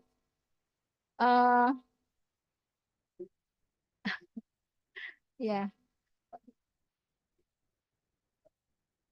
I think for the awarding contract is not in June. We can just make it faster. So just make it shorter for the evaluation. So still, our target for the CAT lab, the first delivery can be completed at the end of this year. So on December or November. So at least on May or June, the latest one, we should signing the contract. So hopefully we can do that. So this is all the milestone, and every contract will be stay for the 5 years contract. That's from me, Pak Somil. Do you want to add? There's a notification period in between, and then the award of contract. So if you can complete the bid evaluation process by the end of April, then we can still do the awarding of the contract by end of May, because we have a 210-day period for the delivery. So end of May would still lead to a December delivery timeline. But evaluation and the we will make it shorter. Intention to award has to be by end of April in that case, because we need 1 month. Yeah. Yeah, actually for the signing contract, the latest one, the signing contract is on June. The latest one, Pak, signing the contract. But hopefully we can do it in the first week of May or the mid of May. We will revise. And once again, we will give you the timeline once we issue the SPA. Okay. Okay, I think that's our explanation on the timeline. Hopefully, at least you can look at on the milestone, on the step of the milestone. Yeah, can go. Okay. Ivana, I have a further question regarding the quotation. Yes. So the quotation will include the warranties, 5 years, right? And then the further for the next 5 years also will be included in the first quotation. The price. So totally 10 years. Sorry. So the quotation for the 6th year, first 5 years of comprehensive O&M is included in the original financial bid. So your total price that you quote includes all services until the completion of 5 years. But you also will provide the price for the 6th year only, of what it will be the charges for the annual maintenance, because it will be considered in the calculation of the financial proposal, because that's not included in the contract price. But we want to be able to evaluate what will be the cost between the 6th and the 10th year if we are to extend the warranty on a paid basis, the comprehensive O&M contract on a paid basis. So the 6th year's price has to be included as part of the financial bid. It will be, I mean, the price for the next 6 years will be nothing impact. I mean, the chosen of the winner. There will be a weightage, some weightage, because we need to include what it may cost the government for the 6th to the 10th year. So this is the total cost of ownership calculation. Even though in part of the contract, you will have to give a firm price for the 6th year's O&M, not for 6th to 10th year. You will only commit for the 6th year's O&M 1 year after. So we get an indication of the annual maintenance cost that the firm will charge. Oh, okay. Annual comprehensive maintenance cost, including repairs and maintenance. Okay. The same way as is being done the first 5 years, as part of the contract, if the same service was to continue on a paid basis by the government in the 6th year, what your quote? Okay. I see. Okay. And also regarding the accessory, the accessory will also be included into the first price or not? Or the accessory or consumables? For the first 5 years, yeah, where we pay for the 5 years warranty, so the consumable will be included in that price. So for the next 5 years, you just provide the price, but it's not included in the price of the 5 years equipment. But how we can estimate the quantity of the consumable that is needed in this 5 years? So I think we will have a more detailed calculation when we talk about the laboratory bidding documents. But if you look at the cath lab, the stent is not included as a consumable. So the stent will be procured separately. But the consumables relate to the injections. And there'll be the bidding document. If you look at the bidding document, it provides the vendor lists what are the consumables for X number of tests and what is the price as a whole for this set of consumables for that number of tests. Let us say 10,000 investigations. What is the amount of consumable needed and what is the price? So it will be in the bidding document. Yes, yes. It will be in the financial bid. Yes. Everything will be mentioned in the bidding document. So we cannot just generate everything right now, but it's really depend on the equipment. So of course, basically, when we pay for 5 years, it's going to be complete for all. But of course, when we talk another one, we will have another approach as well. So it's going to be explained in the bidding document. So this just wait until the bidding document it's going to be issued for each of the equipment. So we will have a more detailed explanation on that one. Okay. Pak Lenda, you move there. Okay. Okay. Any question from this participant in the room? Yeah, maybe. Thank you, Pak. Hi, everyone. I'm Yuda from GE Healthcare. So, Bu Ana, I have a question based on the RFP Cath Lab, page 56 to 57, point A to D. On the specific experience, as a qualification criteria. So we need to prove the minimum specific experience with every single completed contract, right, Bu, that is given between the principal or the vendor and then an hospital. I mean, like from the compliance standpoint, there are a lot of informations that we treat it as confidential. Is there a way that we can use any other documents, for example, like the acceptance certificate or BAST, Bu, berita acara serah terima, because it already contains the information regarding the name of the product, the type of the product, name of the hospital, and also the date of the installation as well. Thank you. And then my second question regarding the procurement packaging table that you just showed here, there is a mention about the column on review type book. The terms are post and prior. Could you please elaborate further what is the difference between the post and prior? And then my third question regarding the payment terms. So is there any detailed information which equipment that fall under low technology and high technology in a more specific way? Thank you.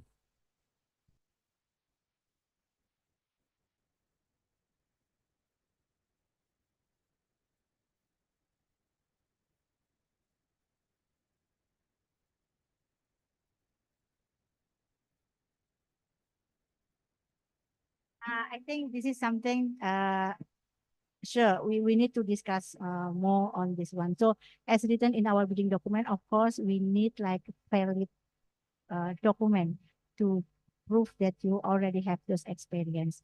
Something that we can believe on it, that you have capability to manage the big project, the big delivery. So far, we see that the contract document is the one, but still this we can discuss. I cannot say okay, but I cannot say no right now. But still, we can discuss. If it is possible for you to give us any feedback, but give us example, just give us, email us or send it to us. What kind of the document that can be used as the proof or as the document. But of course, we will talk about this later. Yeah. And once I think we have in our last vendor conference at that time, not vendor conference, FCD, I already mentioned about this one. So far, we only look at on the document contract is the one. But here, is there any, I mean, when we talk about this one, is there anyone else have concern about this one, about this issue, about the contract document as the proof of the experience? I think feel free to have, if you have any concern on that. Is that only for is it GE Healthcare, or is there anyone else has a concern on that? Or there is no problem with you about the contract document? I think it's a good way for us to communicate, because if only one, I just reject it. Ya kan, Pak? Okay, then maybe feel free to mention about this one. I think that's agree, Pak Somil, Pak Lender. We can just, okay, if anyone have the same concern, maybe we can just have more discussion on that. Please.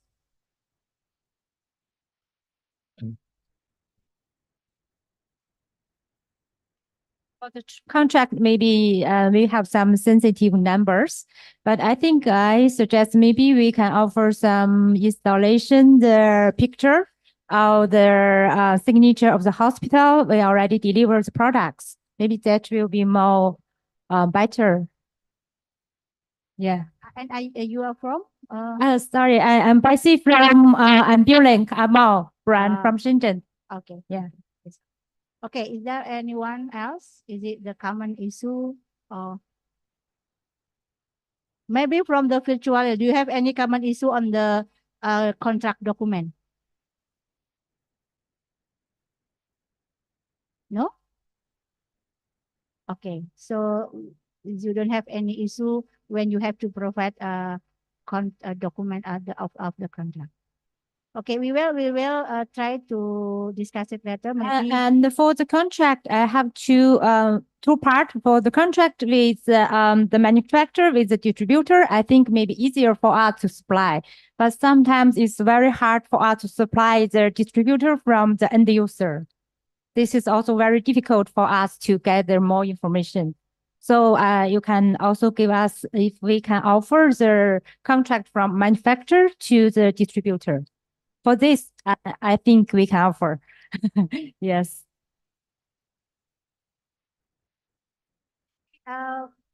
Some of us, okay. So we are SD from the contract, and then what kind of any option for this one? Anything else? No? Okay. So far we can just take note for this one and let us discuss it and then talk about that one later.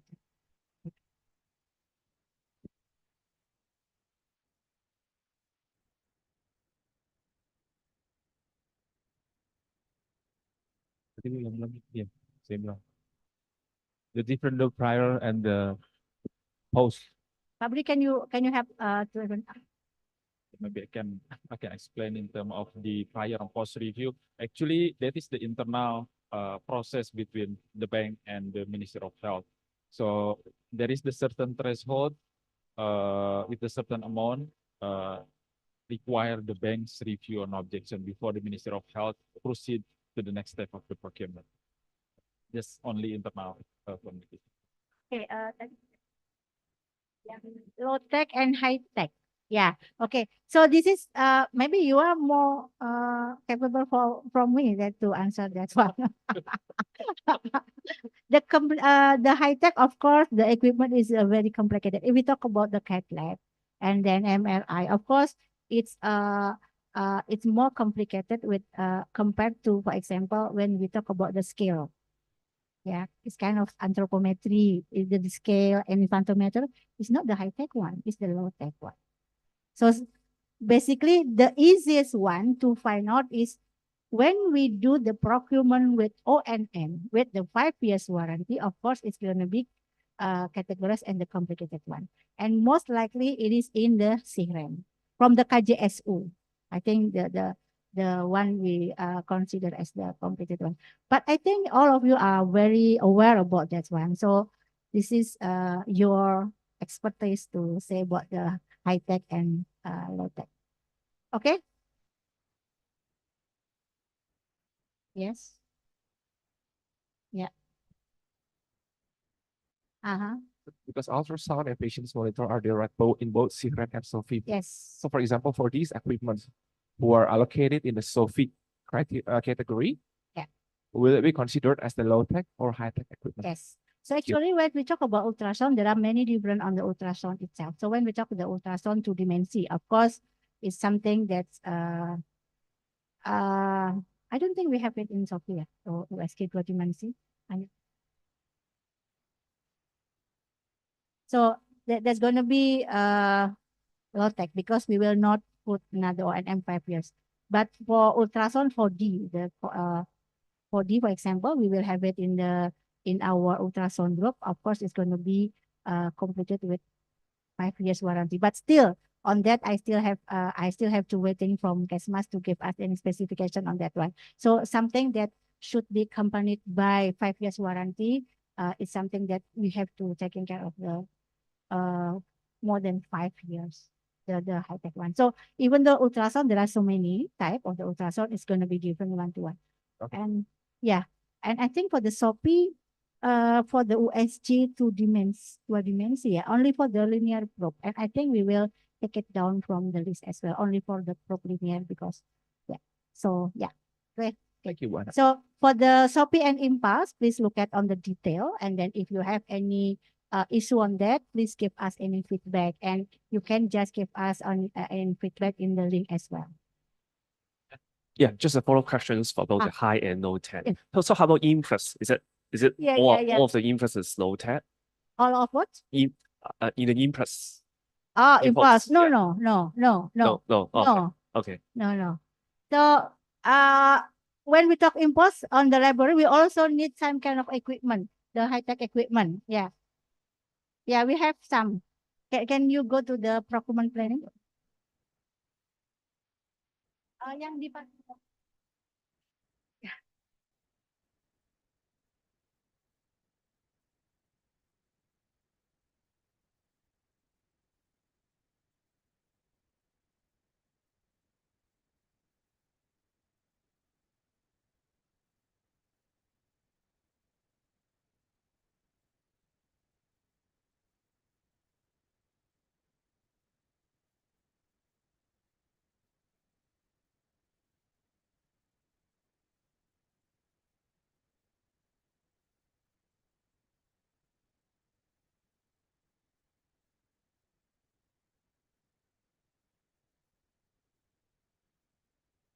As if in number one, it's only for centrifuge. I think it's a low tech.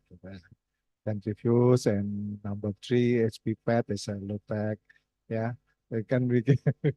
As if mentioned, it's your aspect is to make this one low tech or high tech. But if we scroll like police, but number 6 is middle, not a high tech, but there's need more skill to running the equipment.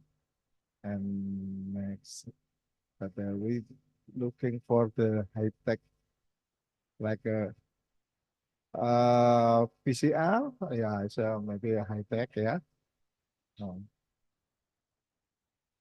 Next one. Yes, analyze it actual.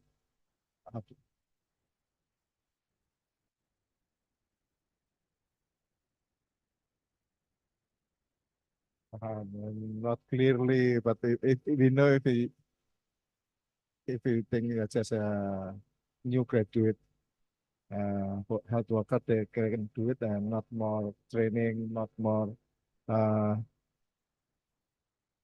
in this skill.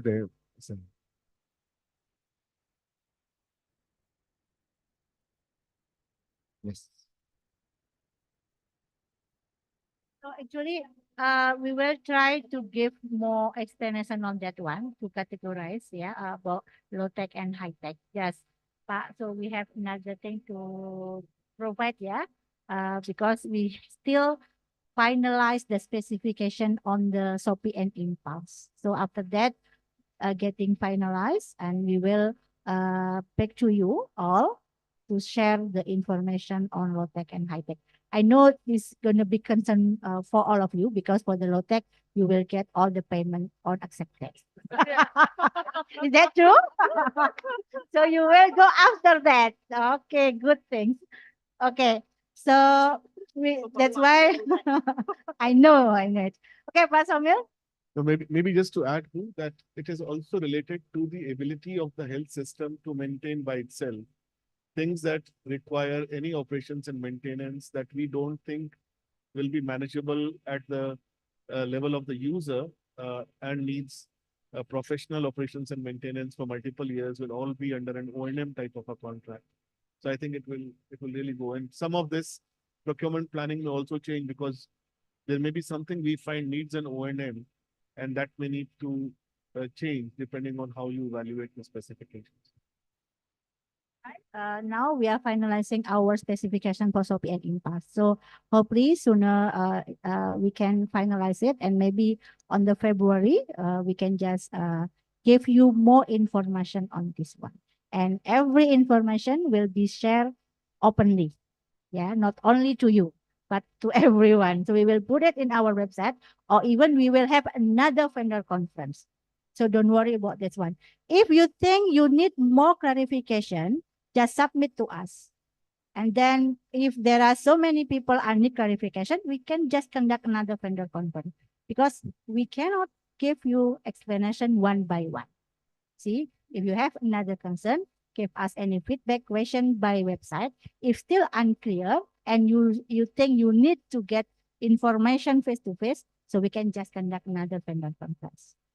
Okay, so Pak Somil, Pak Budi, Pak Lender, do you want to add something about this? No? Okay. Just one more Okay, last question. So about the Okay, one bidder, one lot. What? One bidder, one lot. Just now you mentioned about one Oh, bidder, one bidder per yeah. lot, yes. I want to Yeah. ask further questions on it. So take it as an example, as a manufacturer, we submit a bid in one lot, like kind of lot one, and incidentally, our local distributors, our partners, they also submit one. So if in this case, how would you do it? Like, and will we be locked out then, or? But when you submit it as manufacturer, will you do it by your own, or you will joint venture with other local one? But by our own.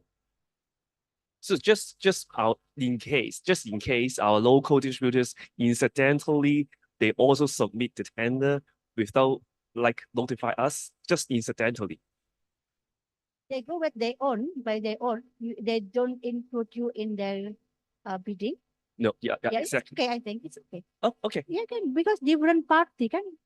It's not. I think it's not you, but your principal or your local partner. But they do it. They you own for the bidding, not asking you to be joined with them. No.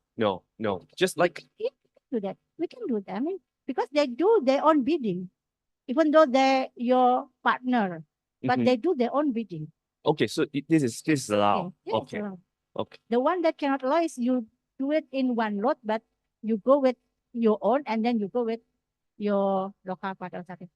Is it something you're not clear about this one, Pak Budi? So I think that's okay because your local partner do the bid by their own. Mm-hmm. Yeah, exactly. Okay, that's fine because you do But it then by your own. I also submit a bid.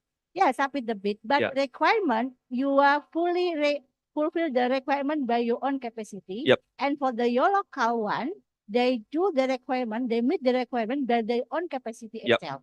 So that's not gonna be Okay. problem. I think that's Okay, then it's clear. so something that cannot allow it is you also go with them and your experience is used by them Mm. and you it's used by you and by them. It's not allowed because it should be one by one.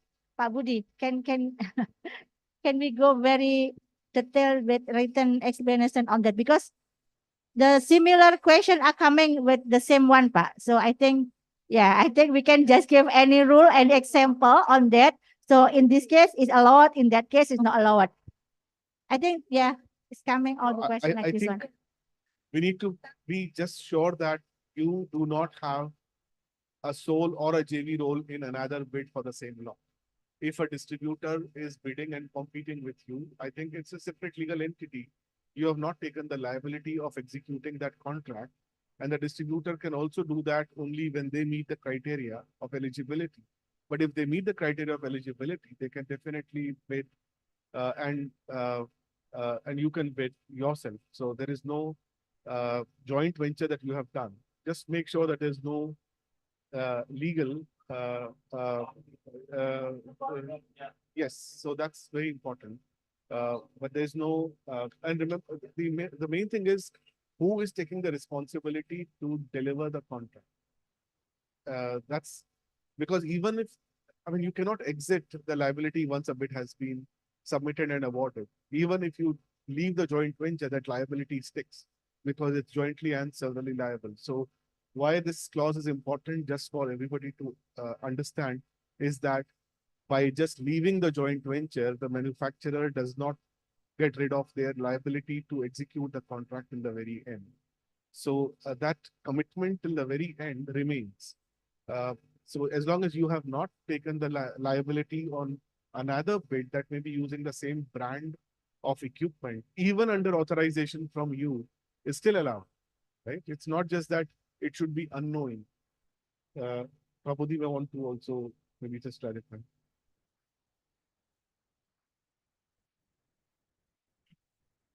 Yeah, things need to consider about the requirement on one bidder, one bid for one lot, and also the other is about the conflict of interest or eligibility requirement, right? Whether one entity may influence the other entity in terms of submitting the bids, for example.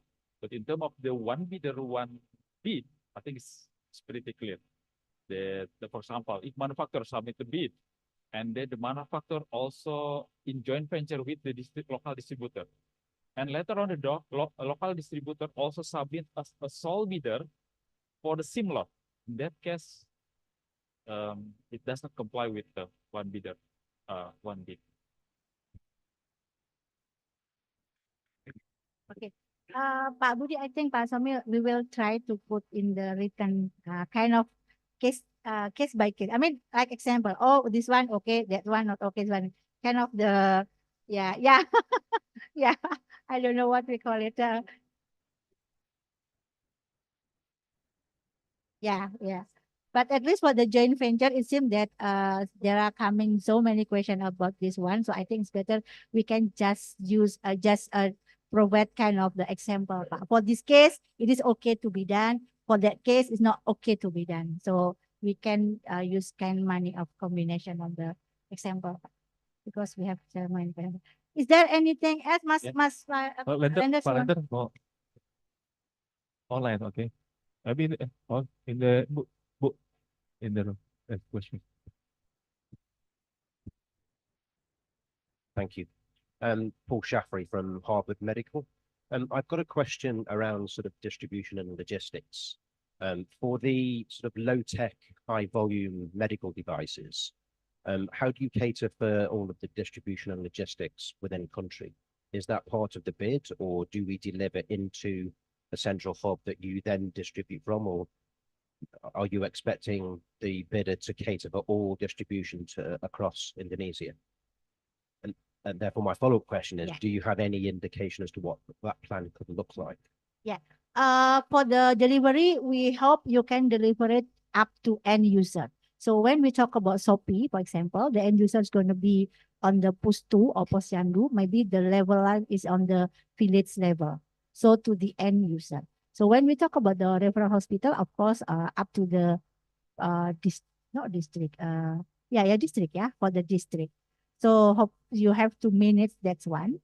How to distribute to all across. That's why Pak Haryadi already remind you that you have to consider about the delivery because you have to deliver up to end user. Is that clear? Yeah, that is. Yeah. Thank you. I guess just a follow-up Yep. then, is there any Yeah. sort of plan as to the sort of the locations, districts? Or Yes. Yes. Okay. Yes. Fine. Yeah. Thank you. We will put it all in the bidding document. Pak. That's why the bidding document is going to be very long when we talk about the Shopee and Impulse, because we will put all the list, even like Puskesmas, for example, even we will put it all the list on. Yeah, everything will be detailed in our bidding document. Understood. Okay. Thank you. Yeah. We'll continue from the Zoom participant. From Philips, Mr. Hub van der Broek. Yeah, thank you very much. Good afternoon, everyone. Huub here from Philips Singapore. One question in relation to the joint venture structure and the necessity of that when bidding. So the question is whether if multiple entities, legal entities are bidding that are owned by the same parent organization, does that require a joint venture to be submitted, or can that be a bid from the using the parent information as well? Thank you.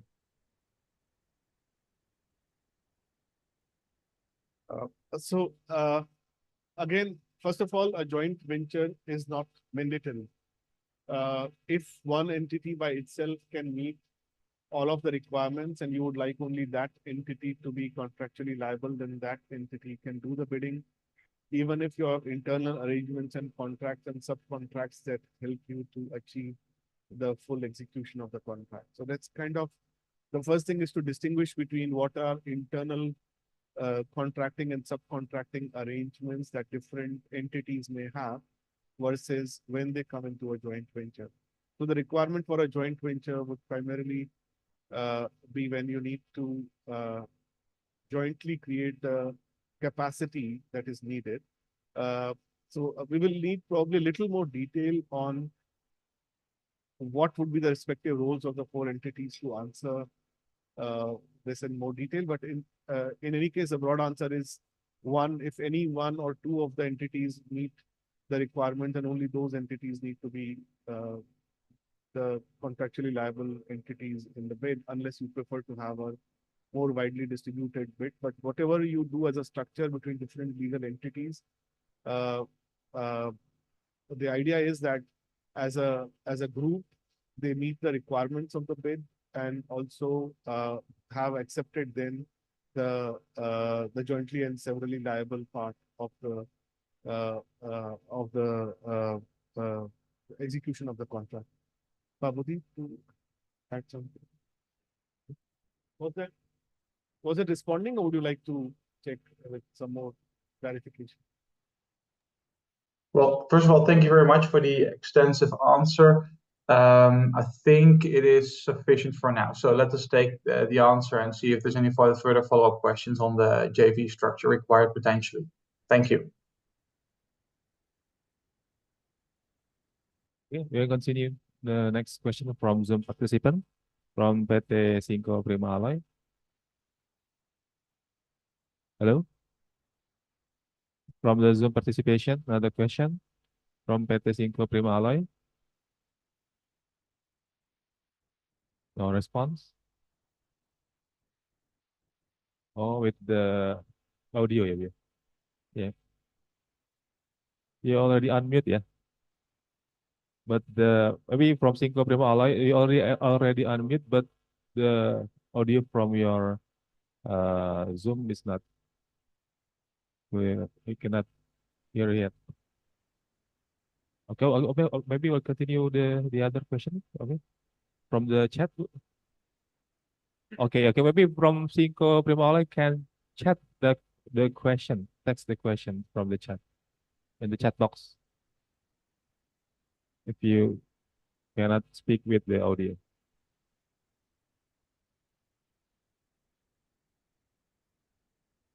Nah, itu go. No? Oh. Or maybe we can answer from the chat box too. Me.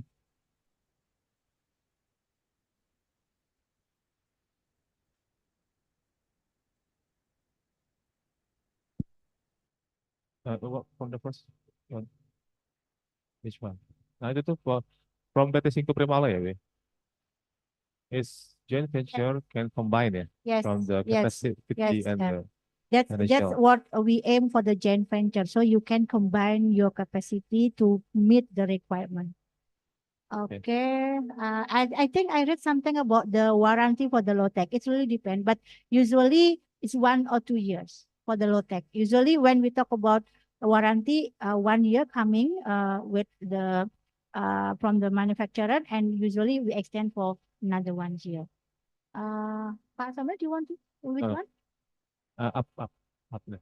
Uh, Nggak usah. From Jason tapi ya dia. Pak ke atas Pak. Next. From Jason here, Biomedical. With regards to one bidder, one bid, does it mean any business entity can One only lot participate one lot bidding?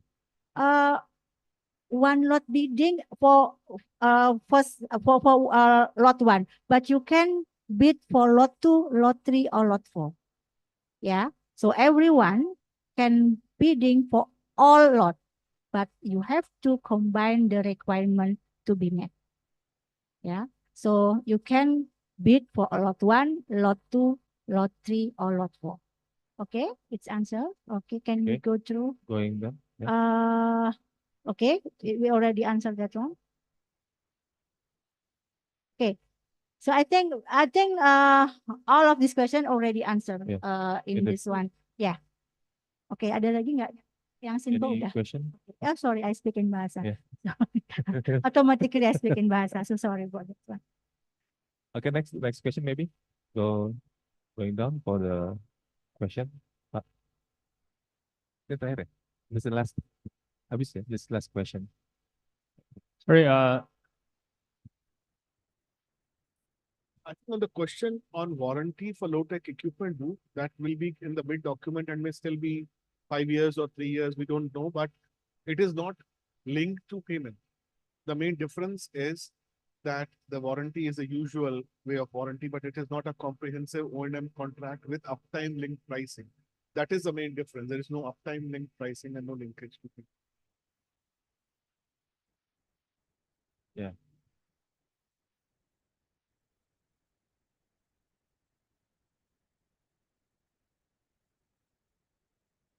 Yes, the mic. I think that's all for this warranty.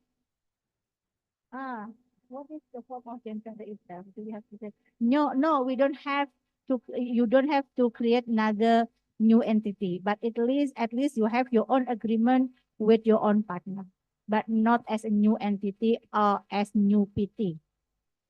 Okay. Sorry, it was sort of just a quick follow-up question on the warranty. With the sort of high volume low tech medical devices. Some of them have a shorter shelf life than 5 years. Some of them only have 2 or 3 years. How will you cope with that moving forward? It's going to be mentioned in the bidding document, Pak. That's why we will put it everything in our bidding document. So it really depends on the equipment. So we will, yeah. Thank you. Sorry, I have another question regarding the payment term. The payment term. So, for example, the down payment 10%. In one lot, there will be a different delivery schedule, right? The shipment schedule. So the separated by several batches, for example, batches of the shipment. So this down payment, for example, 10% or the following 20%. This is based on the batch or based on one lot. And also the penalty accordingly. Maybe from one lot, yeah. Maybe we based on the one lot the payment, yeah, 10%. You'll sign a contract for the full lot, as Pak Faisal mentioned. So your 10% is happening for the full lot because you're signing the contract for the full lot. But then you will not ship everything in one lot. So the shipping amount will be based on the number of equipment shipped. Likewise, the number of commissioning will be based on the number of equipment commissioned. There will be a detail specified on how frequently you can invoice, like monthly or for a minimum contract value. But the invoicing will happen in batches subsequent to the signing of the contract. But at the signing of the contract, it is at the lot level. It will be 10% of the lot. But the subsequent payments will depend on the relative share of equipment that have been shipped or commissioned. And then once commissioned, there will be half-yearly invoicing for all the commissioned equipment for the uptime-based performance pricing. And this 20%, the subsequent pay, the second payment is before the shipment or after the shipment? You have to give the documents of the shipment having happened. So it is just after the shipment. You can claim at shipment. Okay. And the late delivery penalty is against the one lot or by batch? That's also by batch because the government will give an order for the batch of the year. So they will not. So each lot is to be commissioned over 4 years, let us say. So the first year's batch is where the penalty will come. So based on the deadline, line with MOH, for example. Yes. The schedule. The MOH will give a detailed schedule with each. Once they award a contract, they will say this year's list is this one. And then they'll give another list next year. And then the timeline will apply from the time the MOH gives you the list. Okay. Sorry, Somio, just a follow-up question regarding the penalty, right? Because we have a uptime requirement for all the machines, right? 95% of uptime. What if there's this one machine that just didn't really meet the 95% uptime requirement, and the penalty will just based upon this one specific machine, or maybe the entire batch, like for maybe 2024, 2025? So there are two things here. One is the uptime performance at the lot level. For each machine, you already have the specification. LD of 0.1% after the 5th day and 0.3% of that machine's contract value only from the 16th day. So there's something, one machine may not work. Definitely 95% cannot be achieved at the machine level. That will be at the lot level. For each machine, that's a daily penalty provision, subject to the overall cap of 25% of the contract value at the lot level.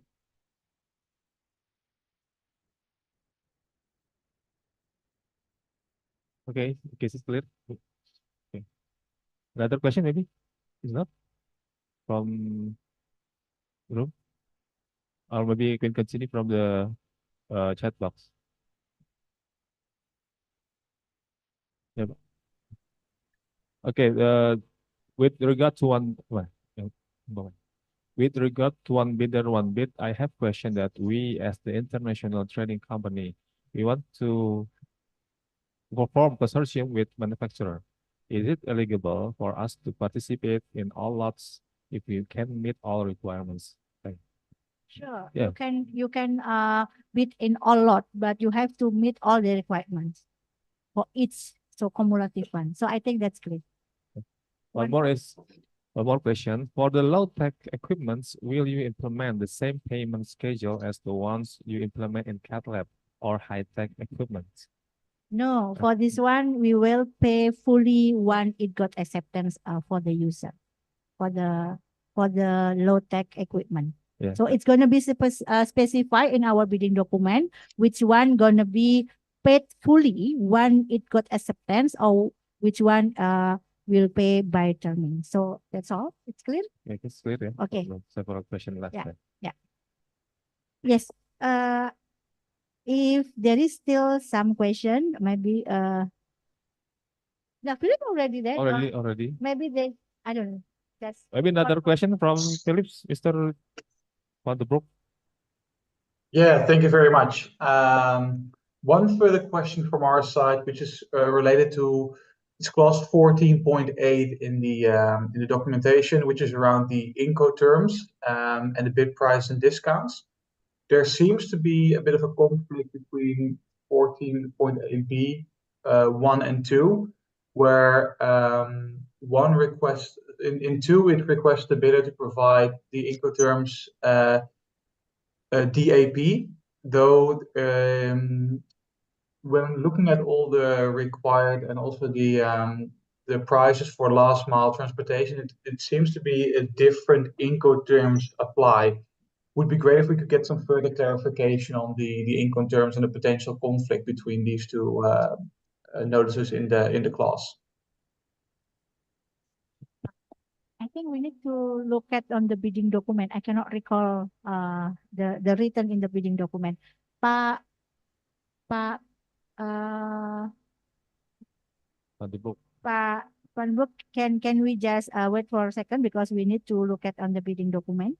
But I Yeah, think we're also happy to yeah, formally because- submit it by written yeah. in writing, right? So no problem, Yes. but it might be a little bit of a detailed question as well, but would be great to get some further clarification as it does impact, of course, the pricing of the bid.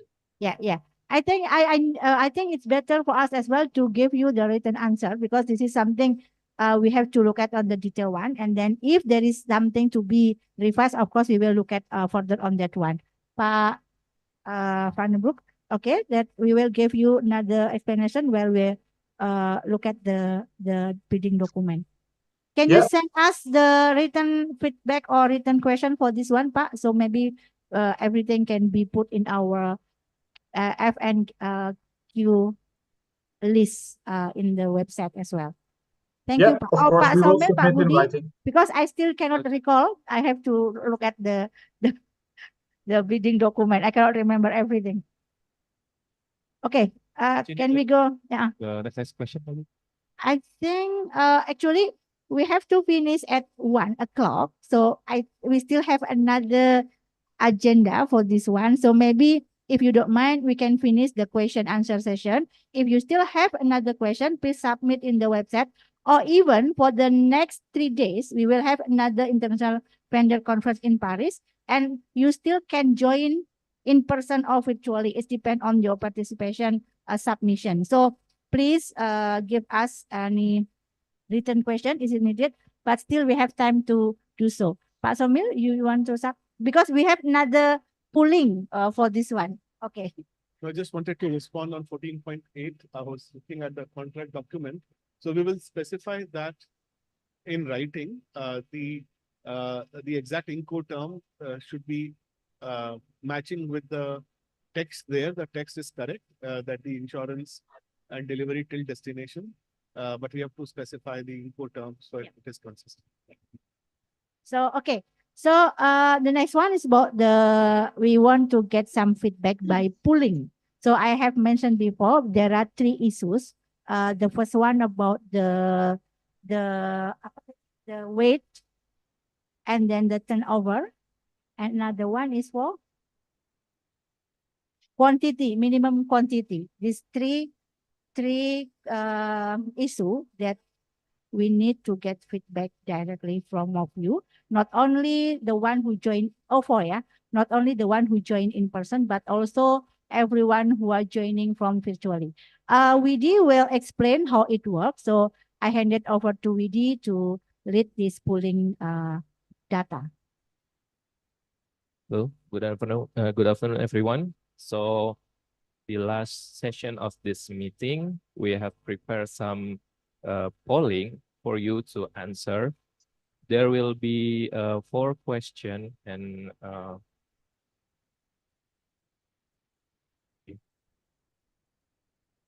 there will be 4 questions, as Bu Ana mentioned before, about weighting system for technical and financial,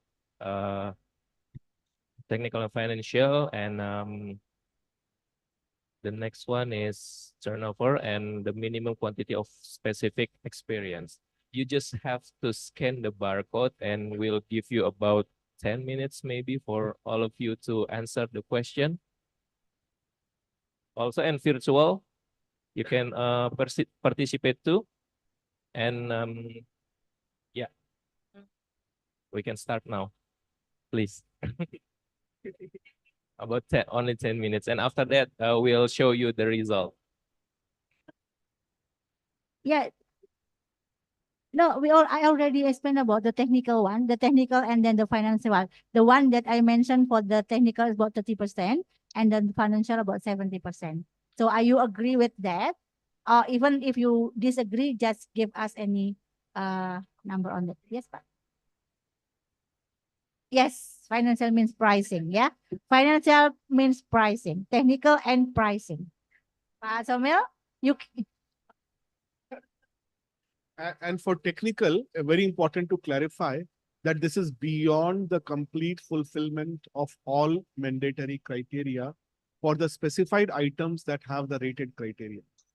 So if something is not matching the mandatory criteria, then that is disqualified. And only for those who meet all the mandatory criteria, there are certain rated criteria for which this 30% rating applies. So it is not for the mandatory criteria. There is no rating for the mandatory criteria. It is only for the rated criteria. This is important to understand as a distinction that all the mandatory criteria are having absolute weightage. So there is no question of weighing them again. These technical are the additional technical criteria which are specified in the bid document and relate to longer warranty or things beyond the mandatory criteria.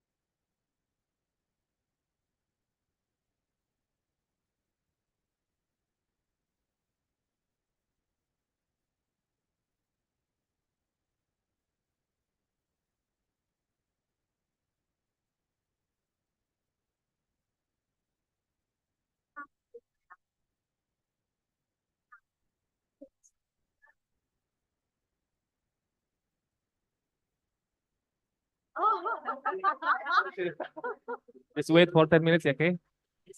10 We will minutes. show the result from the polling.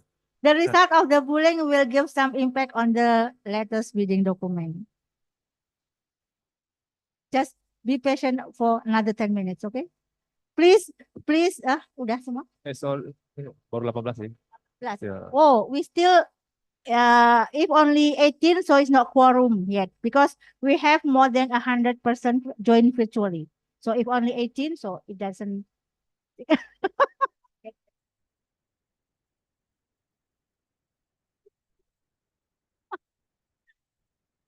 So give us any feedback because this is very crucial one to get some feedback from you. Actually, we have put it in our last questionnaire. So please give us another feedback on this one. Pak Somil, you looks very curious about the result.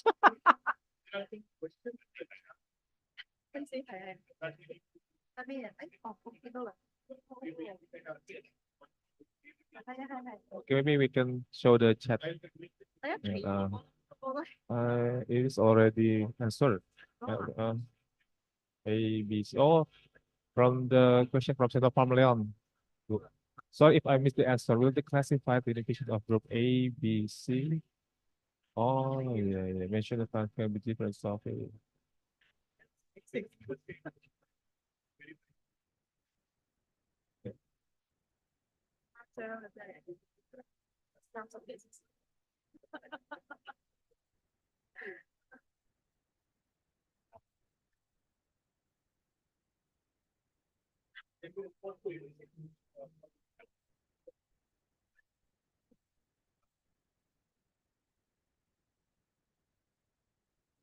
On the question related to the application of domestic preference at grouping ABC is the same for the all packages, and it will be specified in the bidding document when the domestic preference is applicable.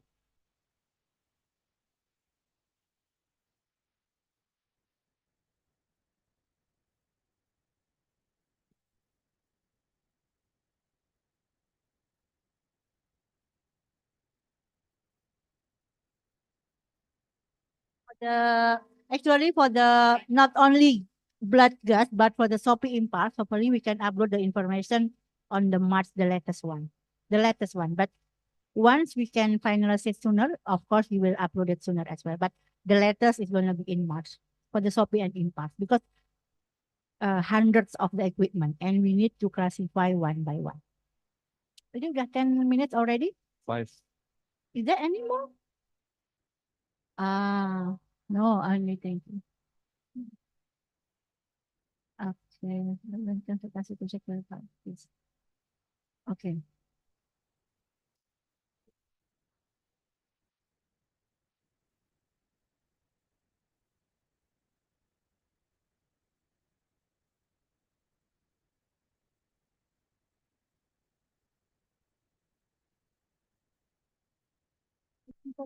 Project. Yeah.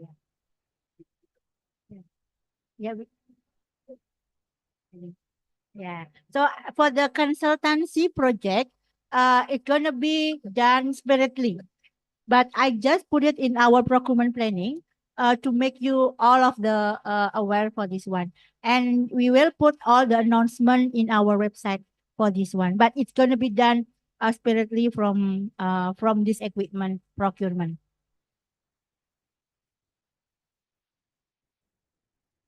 Okay, is that 10 minutes No, already? it's 5 more minutes, and this only 35 respondent. Shall we extend the time or something? 5 more 15 minutes, and we have to wait 10 minutes more. There's only 35 for all the participants in the Zoom may answer the question, and we'll wait another 10 minutes to see the response.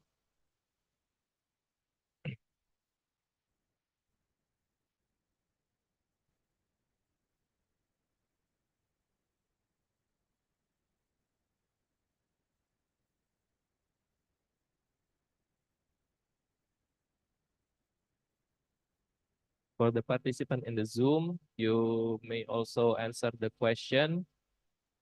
We'll give you another 5 minutes. because there's only 35 respondents. How many left? Okay, it's not full. It's not meet the minimum quorum for that one.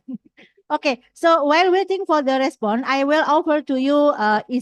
Actually after this we will have lunch. We provide you lunch here, and then while we are here, if you still have some, if you think you need more discussion on the tail after lunch, we stay here.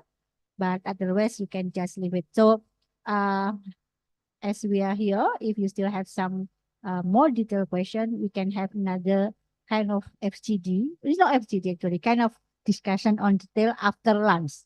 After lunch. Otherwise, we can just conclude and then close with the lunch. It's up to you. What do you think? Do you still have another to discuss, or you think it's enough? Still need? Okay. Okay then. So after lunch, we will have lunch at 1 o'clock. But for the FGD, we will do less formal, but still we will put the Zoom on. Yeah. So it's not closed, but we will still put the Zoom on. So everyone, even like virtually, can join this FGD. But it's just something more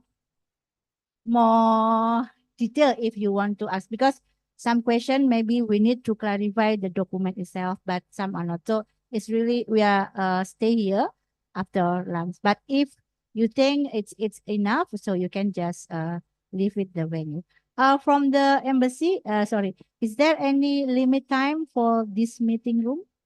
No, until 5 o'clock. So feel free to come back here to discuss in detail if you think you can, if you think you still have something to discuss. Yeah, 2 o'clock after lunch. Actually, we will have lunch 1 o'clock, and then we will, if you think you need to go back here, we wait you at 2 o'clock. Okay. Otherwise, if you are happy, satisfied, and then you can just leave the venue. It's anything you decide, it's up to you. But we will stay here at 2 o'clock. And the Zoom still on. We will not close the Zoom when we do the discussion on 2 o'clock. Okay, It's already 10 minutes, and I think it's no more respondent. It seems 42 respondents. Shall we close it or give another minute? Okay, we can close the polling, and there is 42 respondents. It's no meet for quorum, but we can see the result. Question number 1 is the weighting system. 30% for technical and 70% for financial is reasonable. 57% say no, and 42% say yes. Looks like, okay, the number 1, this is the preferred weighting for technical and financial: 50-50, 70-30, 50-50, 60-40, 50-50, 70-30, 50-50. So,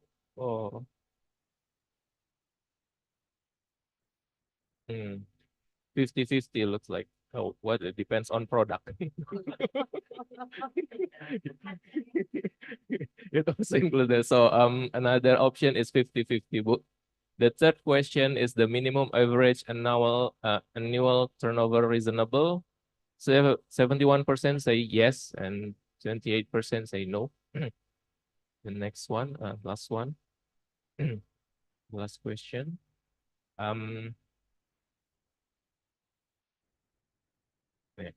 The minimum quantity for specific experience reasonable. How many? Okay. 69% say yes, and 30% say no. 1%. Where's the 1%? Is it abstain?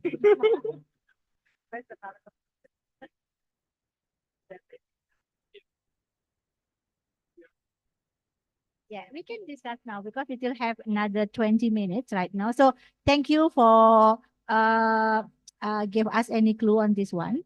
And because from all of the questions, some things the one that's still hot issue here, because we have the biggest one is about the weight, but I cannot capture which one is more preferable. Is it 50-50, 60-40, or even something like that?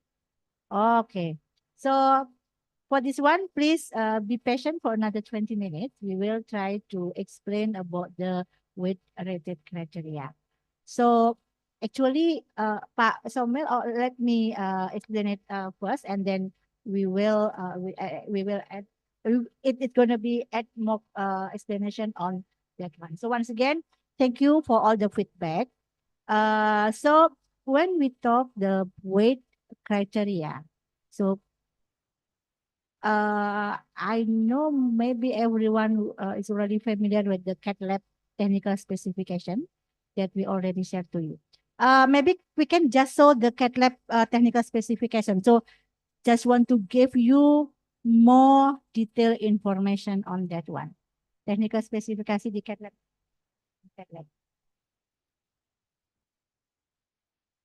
So you will find 3 colors on that. The green color means it is mandatory one. All specification under green color mean should be met.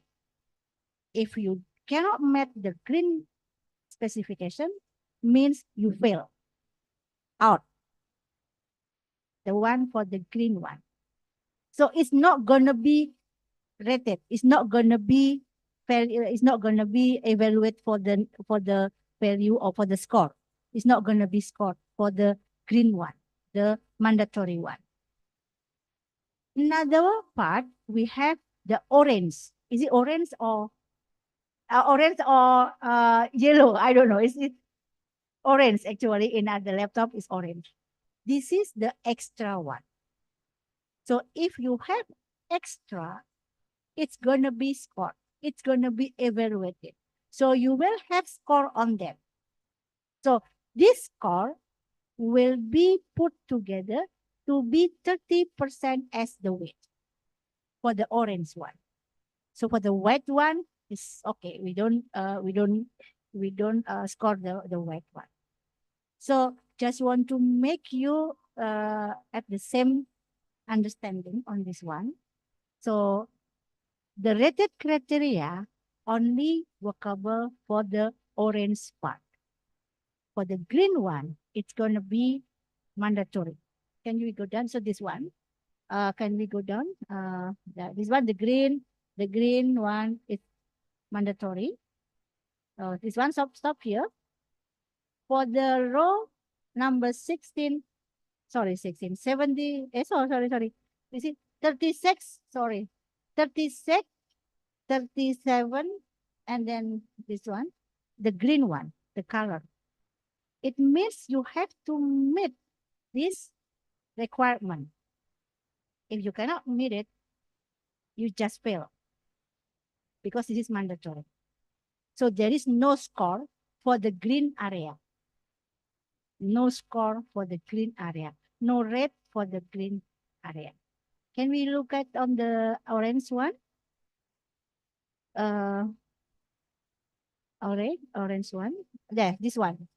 So if you have these features that meet this requirement, you will have score. And all the score for the orange one will be weight for 30%. And for the CAT lab, this is for the CAT lab. Actually 30%, 70%, right now it's an example for the CAT lab. And maybe other similar other similar equipment. So for the CAT lab itself, the technology is advanced, or we can call it as the advanced technology, a mature technology. So there is no differentiate one to another. That's why we put it as this the 30 and 70. But of course, Pak Somil, Pak Budi, Pak Lender, this is something, if you are still unclear on this one, we still have chance to discuss about this one. So Pak Somil, maybe Pak Budi, Pak Lender, do you want to give some more explanation on this one? I just want to make sure that for the green one, it's not gonna be scored. No, I think that's probably very well explained, Anna. Just maybe repeating what you already mentioned, that this weightage only applies to the orange criteria. And in our view and with our discussions as for the MOH, and this was seen as being able to attract about 30% weightage. Now, if we think that these orange items are really worth more, could you please tell us which of the orange items are really so highly valuable and require such higher costs that the technical bid needs to increase? I think we can't just talk at the level of percentages. We will need to understand, because there are clear numbers even given, right? There are items which have a weightage. So we would really like to understand where we think something here is underweighted and may deserve a lot more weightage, because every percentage point on the technical has financial value, because that bid will be able to attract a higher financial value if they get a higher technical score. So it's a cost item for the government, and the government may have to really think carefully on increasing or decreasing the technical value, because it has cost implications with every percentage point. And so it really needs a very detailed discussion and justification as why should there be more than the current weightage and not just a blanket discussion at the weightage level. Maybe it was not clear that there is no weightage for the green items. Just repeating again, the green items are 100% all or none compliance issue. So this is almost the entire quality control aspect that is needed. There's no reduction in the green ones, and there is no weightage for the green ones. It's only for the additional features, the orange ones, that the rated criteria apply. So it may be very useful to now go in detail, given that we heard an overwhelming majority feels that the criteria are inadequate, as to where in the orange criteria are some very valuable items that the government should pay more for.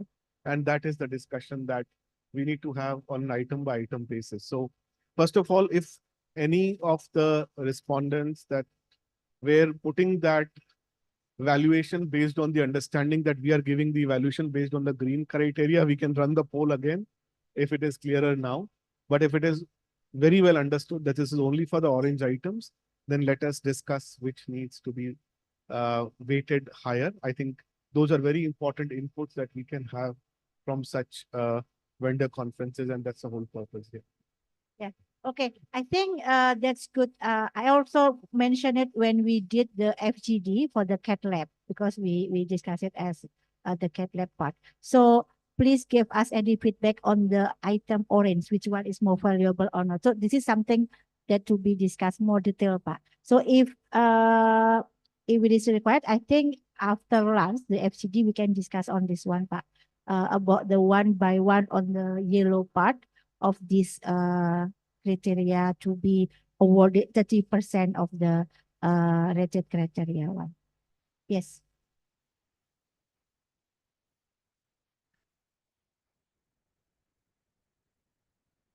And we also discussed about the technical specifications that mark in green as mandatory, because for example, if we go to the line 502 on the CAT lab technical specification, on the part of room requirements, one of the mandatory requirements will be under room radiation protection, where the requirements is better to supply and install barium shielded wall.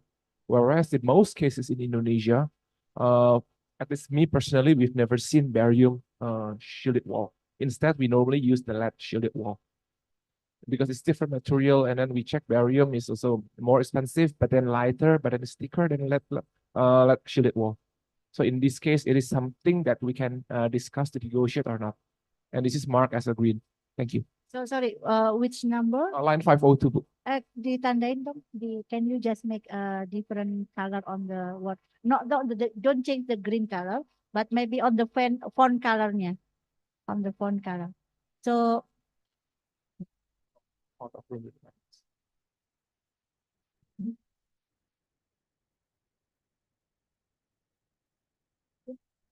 Pak Somel, Pak Rendra, yeah, actually there are so many questions on the room preparation. So which kind of the room preparation that's going to be indexed in the price? And this is something that at that time I said that we will clarify later on when after we talk with all the hospital, Pak, because this is very specific on the hospital preparation itself. And I think we will go back to you to get this information, Mas Faisal. When we did the last FGD, there are so many questions. Actually, what renovation, what room preparation that should be included in the price? That's something to be clarified later on before we launching the catalog.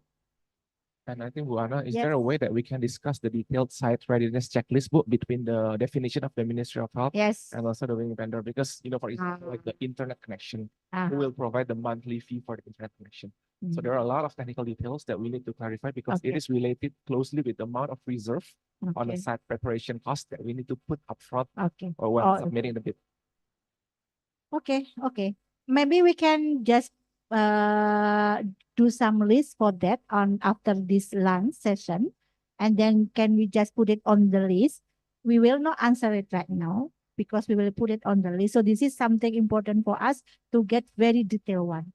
See, and then it's not only everyone who joined in this room, but also who joined in virtually. Please feel free to join after the FGD after lunch. But actually, this is very less formal. We can just discuss. So we will do the list that the for the detailed one for the hospital readiness or something that's going to be considered for the green one. What time is it now? Okay. Oh, and one Yeah. more thing, one Yeah. regarding the site readiness book. In the RFP, it is mentioned that once MOH inspect the site and fulfill already four points of readiness, then the winning vendor will receive a written notification, Yeah. right? Yeah. Then we will need to work in the upcoming 210 days after it. Okay. Is there any way we can, give a countersign that, okay, we agree based on MOH observation that the Yeah. site has been ready for equipment delivery?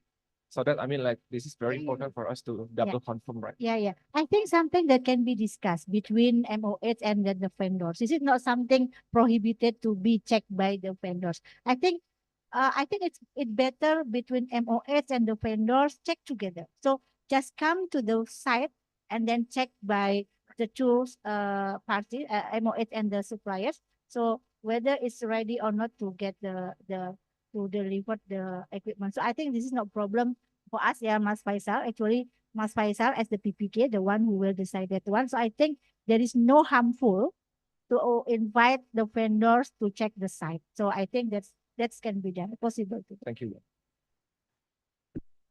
Buana, just in terms of timing, because at the time of the contract award, we should have the list of which sites are ready. So the MOH inspection, at least the first one may happen earlier. But after that, of course, the bidder can reconfirm, and if they have a dispute, then they can raise or they can go jointly with MOH. But the timing of the award will be too late to do the physical confirmation because otherwise we can never complete the list. No, actually, for the first batch is already checked by Yankes. Yeah, but Mas Faisal, can you explain about this For all readiness? they have seen the bare room and they are ready, right? So in that case, we can also allow and we can discuss in the afternoon site visits by vendors before bidding also, before pre-bid also. If that's okay. If the sites are already ready, then they can also do pre-bid visits, and that's something to think about. It will be difficult, but Yeah, for the site preparation, for the site visit, I think it is more complicated. Maybe if we held before the contract, maybe. Yeah.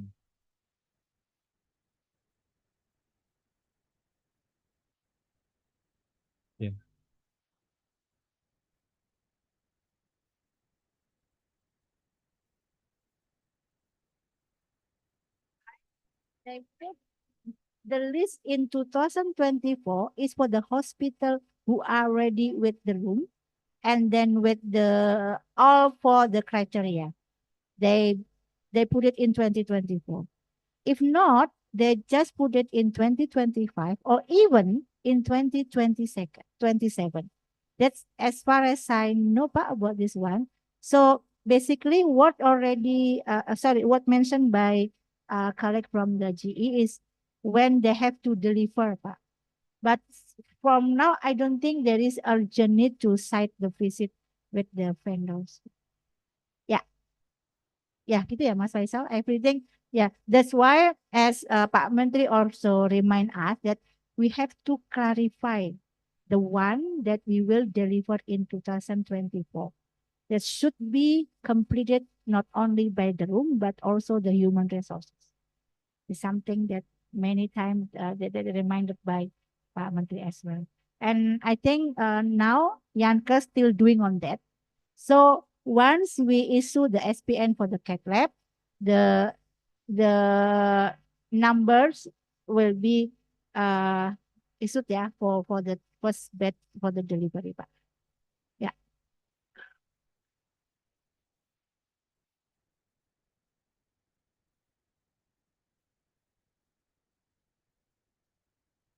Oh.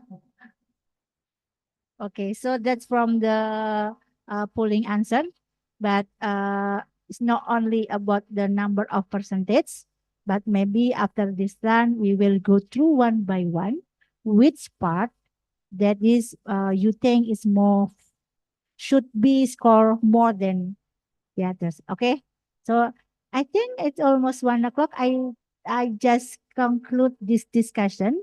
And then back to you, Mbak Yogi, because we are coming to the very late, sorry, not very, very close the session.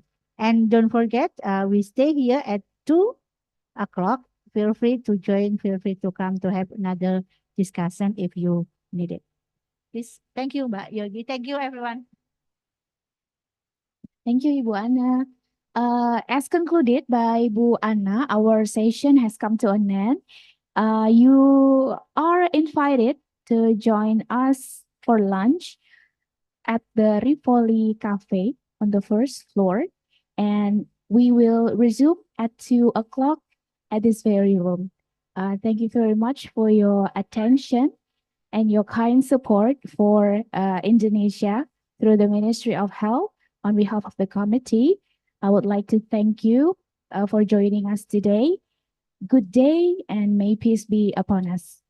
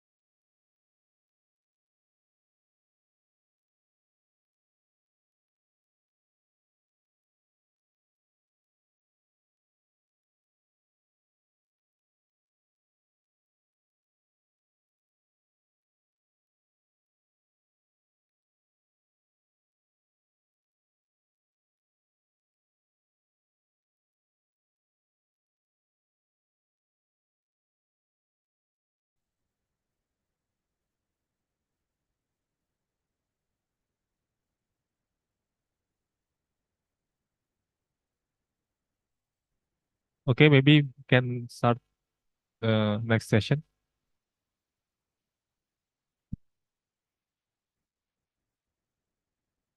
Pak Budi, Pak Somil, maybe we can start next session. Yeah. Jerry.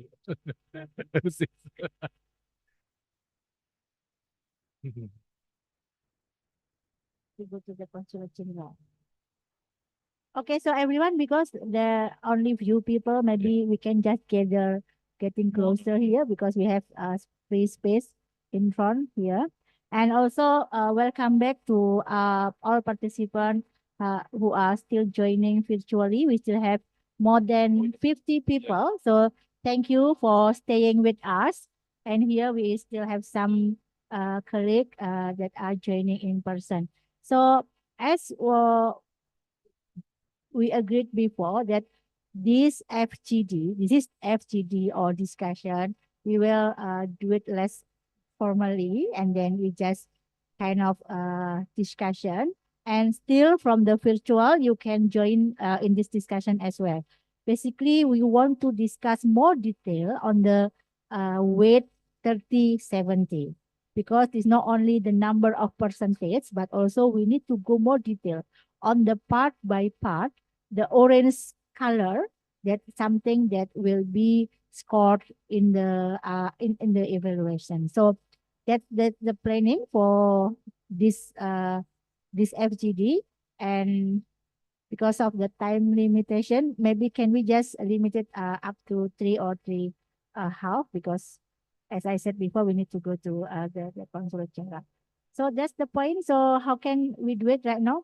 Can we just open the technical specification, Mas Faisal? So please, all the participants, we will look at Pak Somil or Pak Lender, Pak Budi, maybe you can add after this. Everyone just look it up on the technical specification. And then if you think something need to be discussed, feel free to identify which part of technical specification that still need to be discussed, or maybe we can just put another another explanation on that. So is that okay? Yeah.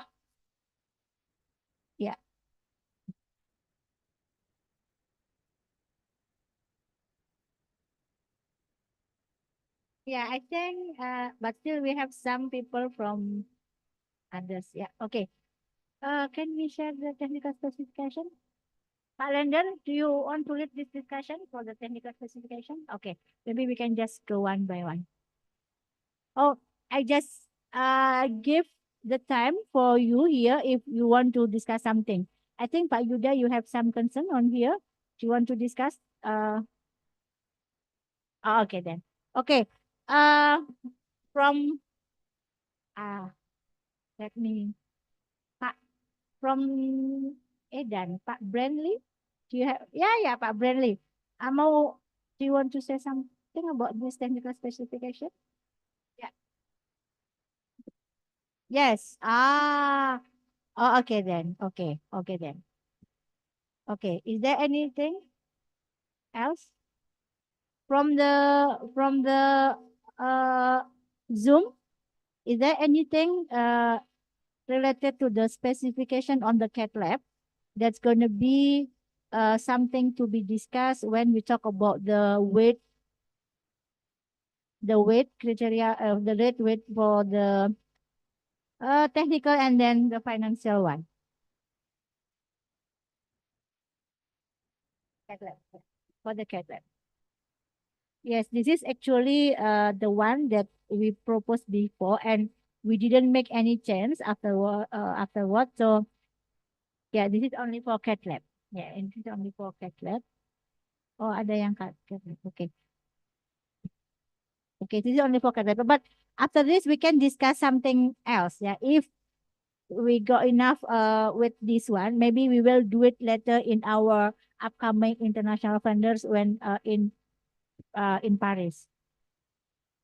So if there is no more detailed question on this one, we will go to the other issue. Pak Samuel, do you want to add something? I just wanted, we had a majority who answered no on technical financial, and I'm hoping that they are staying back for this session. So if they can come in and explain what was their reservation and which of the orange criteria did they find unrealistic or whatever. So it'll be very good to hear from anybody and everybody who said no. Yeah. Is there anyone who just respond in our previous polling or even for the last previous questionnaire? I think we already raised this question many times. So I think it's really open to everyone.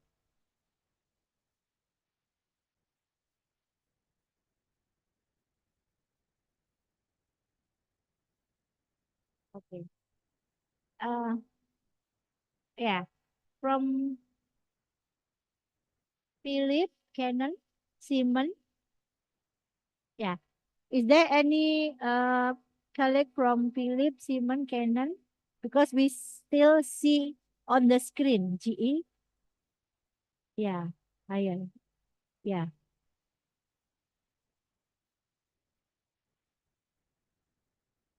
Yeah. Anyone?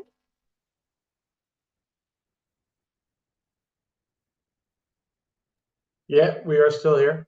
Okay. So do you have any concern about this one? So can you give more not reason, but maybe you can say something more about this if you think the percentage 30 and 70 is not reasonable. Have something to be discussed regarding this technical specification.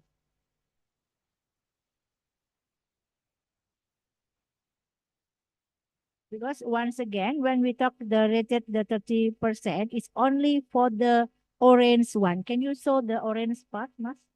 Because for the green one, it's mandatory. So if there is if the requirement is not met, so it's failed.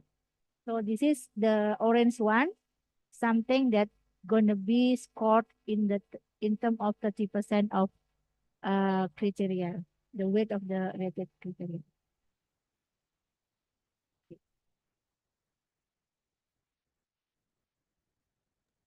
Hey, it's from Philips here. Like, I know that when I discussed with our modality teams, there was one issue mentioned, which is around the focal spot size, which is a mandatory requirement. Can you identify which number? Because I cannot remember which one. Hold on, I need to double check. This one? Yes, this one. So there seems to be a matter of the requirement of having 3 focal spots instead of 2. For further details, I need to check with our modality teams, but there seems to be an issue here that this would be very difficult to supply.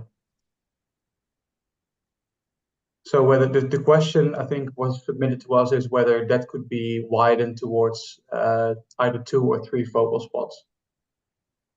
So you are proposed not 3 local spots, yeah? Yes. So to be more Minimum flexible 2. than on the amount, like yeah. Maybe we can make it range, yeah, 2 until 3 focal spots. That would be helpful for sure. Okay. Yeah. So for this one, can we just give the different font color? Yeah, so we can just identify which part that we got feedback. And then is it will be better as well if you can give us the written feedback part from Philip? Yes, in our website. So we will just take a note for this one, and Yeah. then we will go back for the next upcoming vendor conference. Yeah, so But I we know put- that there were a couple of other elements highlighted as well. Let me realign it internally, and we will make sure that we submit as well as with the Okay. procurement clauses. We will submit written confirmation of that and ask for further clarification. Yeah. Okay. Thank you. So, but yeah. Okay. We just take note for this mandatory requirement that we need to look at again. and then coming with the confirmation in the upcoming. But do you think the 30 and 70 percentage between technical and financial is reasonable or not from the Philips side? Or do you think it's okay for the? Yeah, I think during earlier survey and request on this particular matter, like we have submitted that we would like to see a change in that grading criteria towards more 50-50 focus. So we can add more value into the total equipment, just besides the financial elements. Yeah. So for the 50 and the 50, so the 50 only will be scored from the orange part here. Can you go to the orange part? Is there any concern from the orange part? Which one is more, which one that you think is more valuable? It's worth it to be more valuable for this one, for all this one, because for the green one is the mandatory one. So if you don't need, if you don't don't meet the criteria, so it just fail. So which are the orange part that you think we need to put more value on that? But if you cannot answer right now, we still can have another discussion, but let's more focus on the orange one. So for anyone who are still staying here, so if you think the 30 and 70 is not reasonable, so please just identify which part of the orange area that you think it's gonna be, it should be more valuable, so we can get 50% on that weighted criteria. Okay, Pak. Yeah, let us look into that, and Yeah. we'll submit written confirmation of that one as well, Yes. all the details Okay. there. Yeah, okay. Thank you so much, and I'm looking forward to hear the response from you. Is there Thank you anything very much. else? Okay, Pak. Okay, thank you. Well, now on the point of the focal spots, I understand some vendors probably don't have the X-ray tube with 3 focal spots. Rather than making a range with mandatory green mark item, why don't we set this focal spot, 2 focal spots as mandatory, and then if any vendor can provide up to 3 focal spots, that will grant additional points as an orange mark. Because having more focal spot in the tube, I think that will be beneficial, so that it will not hit the exactly same area. Hence, the heat distribution can be better anticipated. Thank you. Yeah, I think we can take note for that as well, Pak, as the feedback. Okay, thank you. Is there anything else? And then another point from my side is on the kV range, radiographic kV range. It is required to have at least 40 kV to 150 kV. Whereas to what I understand, none of the cat lab vendor have a kV, radiographic kV up to 150 kV. I think mostly 125 or so. Range between 40 and 150, so it's Okay, okay. because it's range between Okay. 40 and 150. The current requirement is that the range should be at least 40 and at least 150. It can be 30 and 160. But currently it is 40 and 150. What you're saying that For example, for me, the specs is 50 to 125 kV. And I think it's the same for most of the cat lab manufacturers. so we can maybe put a red on this as well to discuss with Jenkins. Because currently, if it is submitted as a 50 to 125, it will not qualify.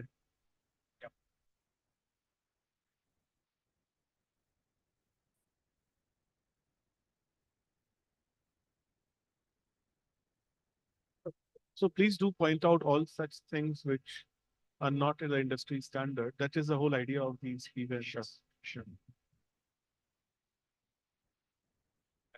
Actually make specification. Yeah, also based on the comparison maybe. I don't know. So we check it. Yeah, we check.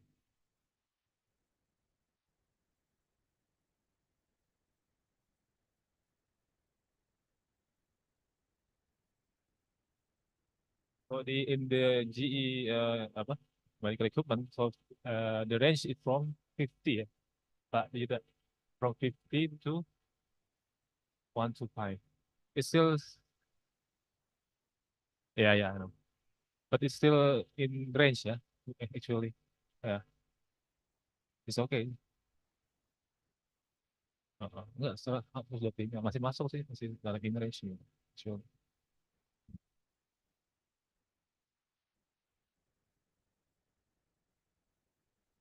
Up to.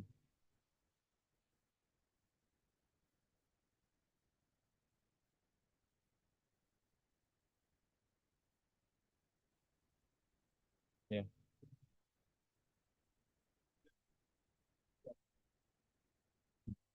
Yeah, let's ask double check for that. Is there any issue on the orange one? Because the discussion on the orange one will give some further communication on the weight.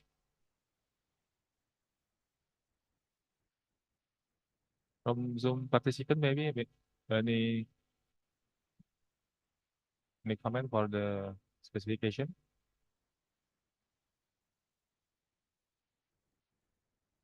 Yes, I don't think if there is no question on this one. Oh, yeah, on this technical specification, maybe we can just move on to another issue.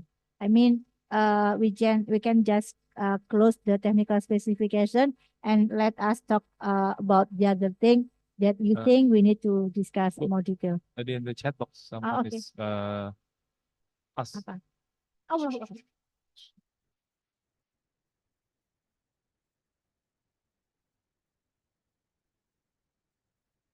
From the chat box.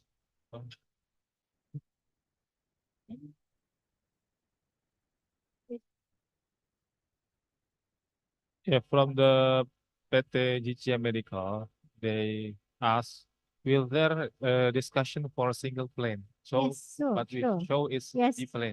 yes, sure. If you wish, we can upload the single plane for right now. Can you open the single plane?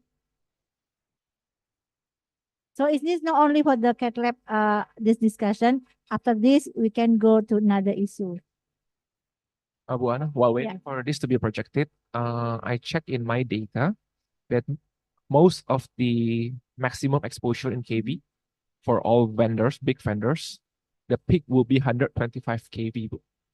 So yeah, that's one thing that you may need to relook into Okay. it, yeah. Yes. Okay. Sure. And then coming to the point of the rating criteria, Bu, we from GE Healthcare agree with the decision of Ministry of Health to put 30 and 70.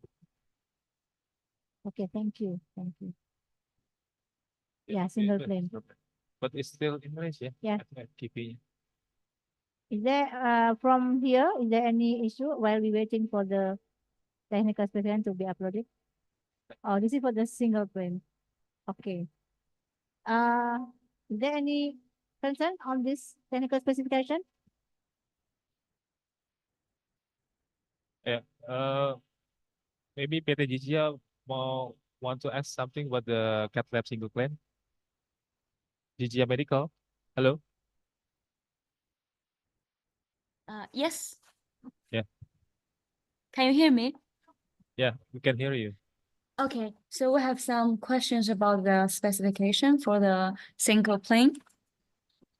So I'm sorry, we only have the PDF, so I don't know which line is it, but the specification is telemedical TM. Start with telemedical. I think you have to go down a little bit. Can I'm you sorry ask about the this. number? We don't have the Okay. the number. Can you just maybe you can search it? So sorry about the inconvenience. TELEMEDICINE. TELEMEDICINE. One. Yes, this one. I saw it. Yeah, this one. We don't really understand what's the meaning of this. This sentence.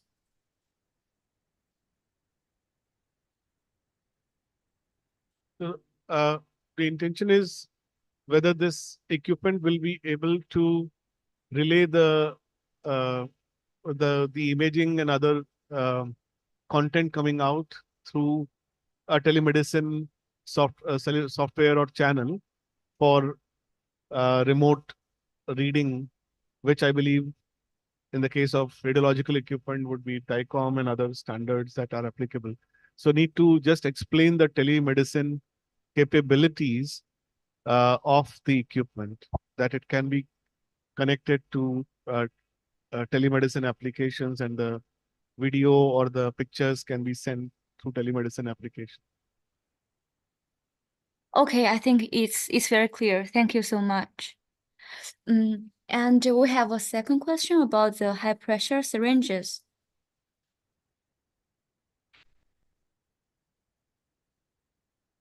So actually high pressure syringes doesn't have saline syringe capacity. It only have contrast syringe capacity. So we assume the specification has some mistakes. So we would like to have further discussion with you about this.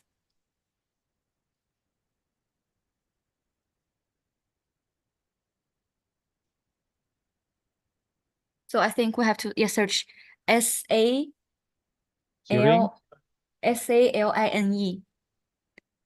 Sharing Yeah. capacity. Yes. Saline sharing capacity. Yeah, because we have done like market research that high pressure syringe doesn't have this function.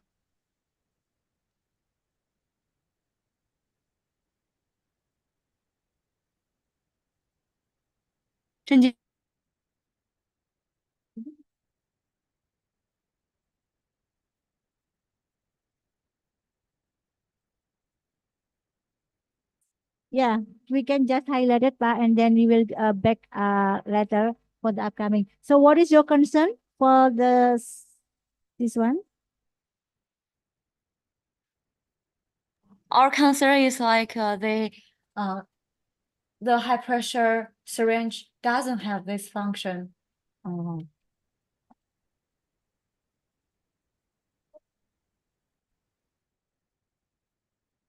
Double check for that one.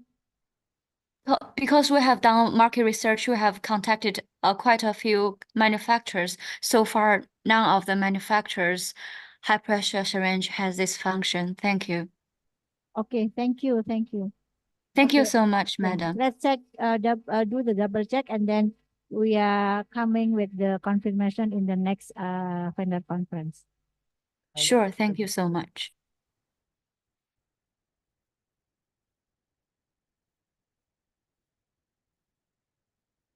Okay.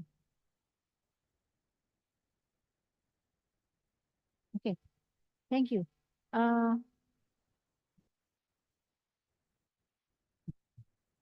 Okay, it's clear, GCM Medical, yeah. Okay, any comments from for the specification from the Zoom participant?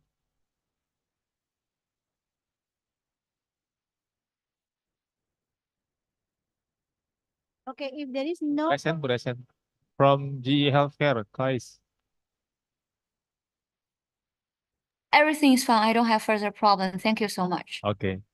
Now, from Hello? yeah, hello. Hello. Yeah.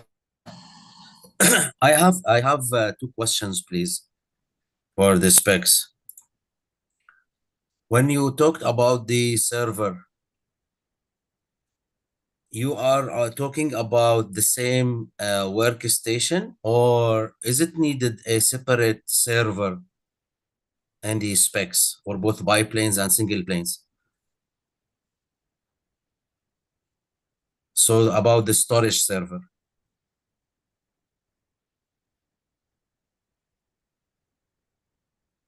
Or it could be the same workstation?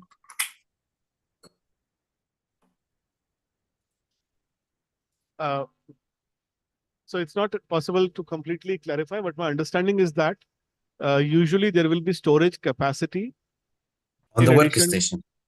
For the workstation. There's additional server capacity that can be used across the network to Yeah. store So this store means the images and same videos. workstation has the same capabilities. It's not like you need a separate server for storage. It is part of the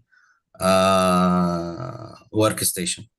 If it is able to work as a server for other devices as well.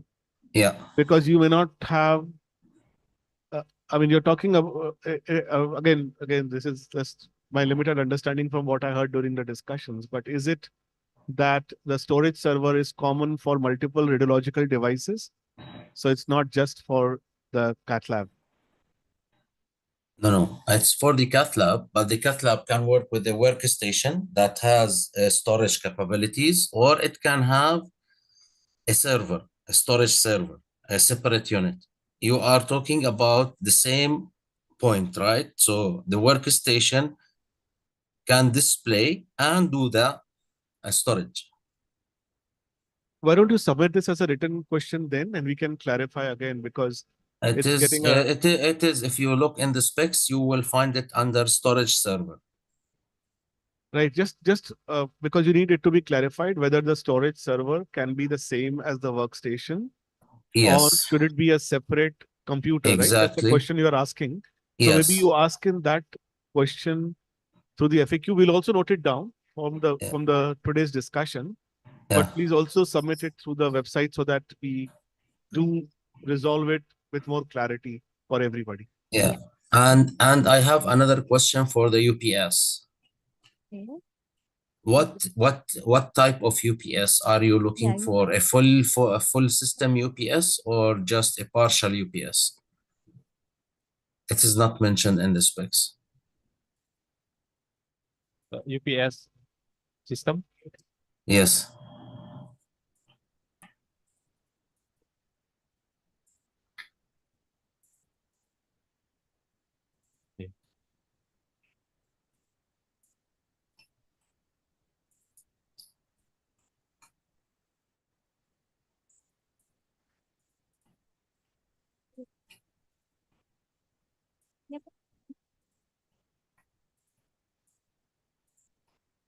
So the understanding is it is 30 minutes at least. Yeah, but 30 minutes can be partial UPS or can be full UPS. And it is UPS supply for the proposed DSA system, the whole angiography system, right? So it's a full UPS. That's what my understanding of the interpretation is. Again, we will note the question and we'll clarify, but that's my initial understanding. We'll discuss with Yankas. Yeah. And for the last question will be for the screens on the console side. So they mentioned in the specs they want a 2K resolution screens, while in the console, most of the vendors, they have 1K resolution screens, and the high resolution will be in the exam room. So is it, I want to clarify on this also. What kind of screens do they need in the consoles screens?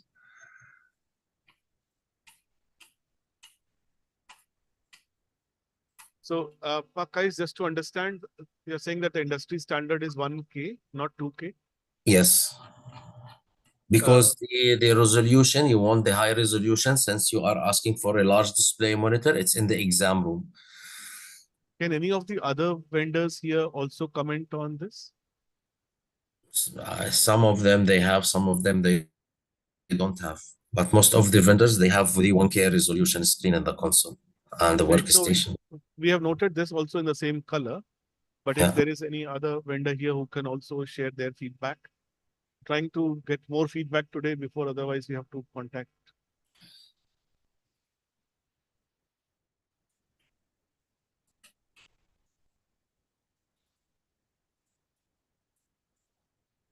Okay, we will clarify that. Yeah, this one, with the console. Console and workstations, yeah. Okay.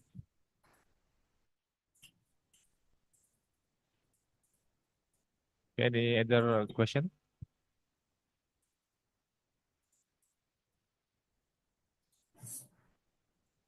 From Pakais, GE Healthcare, any Thank you. question? Okay. Thank you. Okay, it is clear for the, we will check again, we will double check for the specification. From the chat Thank box, you. maybe? Yeah, thank you. From the chat, from the chat box. Yeah. The question regarding specification, that's the equipment tadi ya. Oh, capacity bu yang nanya capacity sih. Could you please elaborate on capacity is required for different hospital? No.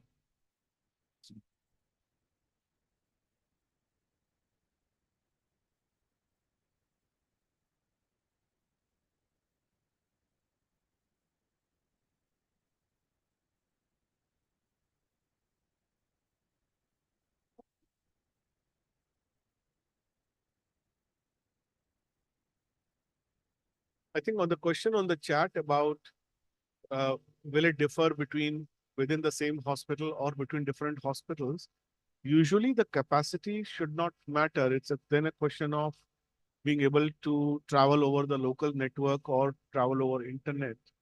But if it has the capability to travel, then the data can go anywhere. So usually it should not matter. But if in the case of any vendor, if it is only capacity within the hospital and not to other hospitals, then it will not be telemedicine, then it will be just a local area network connection. So maybe better to clarify if the capability is only within the local area network or it can be relayed through the internet. But if the data is going in a compatible way, then why should it be limited to only within the hospital? The data can normally go larger, but again, an area where we will very much welcome any feedback if there's a difference between the two for the vendors.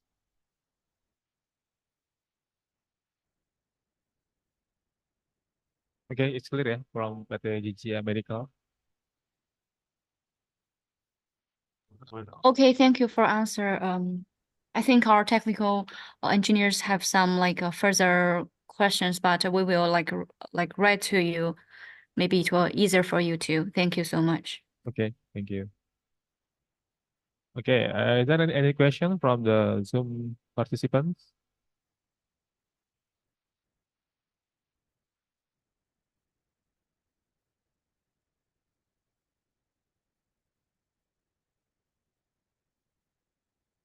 Any other feedback? Especially from the weightage that we have been discussed.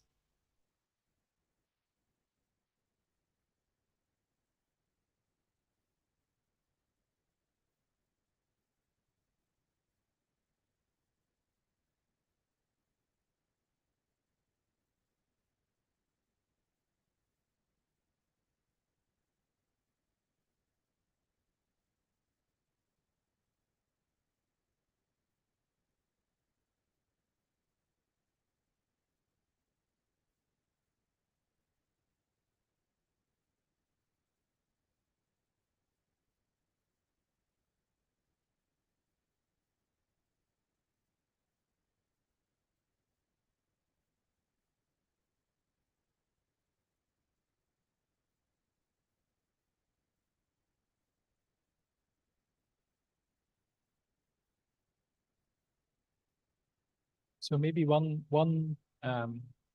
element that we could get your feedback on is on the technical versus financial weightage again, and maybe we can get some examples from the sheet. So again, to reiterate, all the green technical specifications are mandatory specifications, so they will not be taken into account in the weightage. If any of those green ones the bid does not comply with, the bid automatically fails.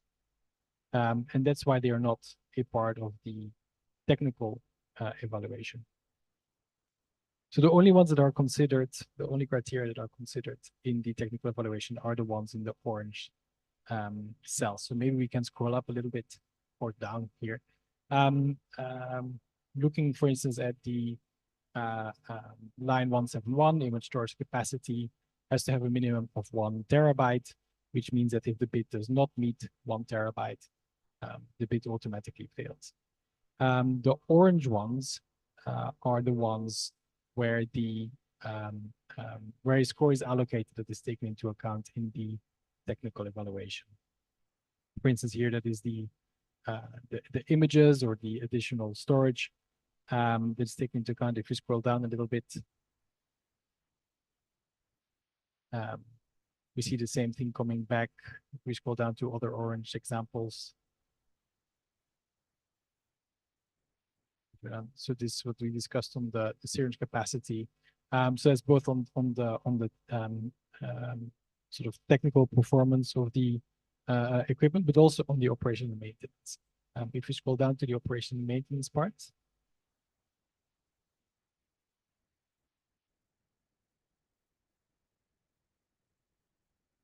I'm not sure. Yeah, they're from 448 down. Yeah. So there is, of course, the minimum warranty duration is a green spec, so that is a mandatory requirement that will not be taken into account in the technical evaluation. But if we scroll down a little bit more, then we see the orange one there. That is an extension of the warranty duration, for instance, for years 6 and 7, which is a rated criteria in orange. So this is taken into account in the technical evaluation. So it's very important to make that distinction between, again, those green criteria that are not taken into account in the technical evaluation because they are mandatory anyways, and those ones in orange. So the question to you all here in the room and online is, which of these specifications is so important that it warrants a higher share of evaluation than 30% compared to the financial component? Which of these specifications has that bearing that we, for instance, have to go for a 50-50 split? So that's what we really would like to understand from everybody here, is given that there is already a strict set of mandatory criteria, a strict set of green technical specifications, which orange ones have the bearing that you would suggest us to reconsider a 30-70 split towards a 50-50 split, or an even higher split?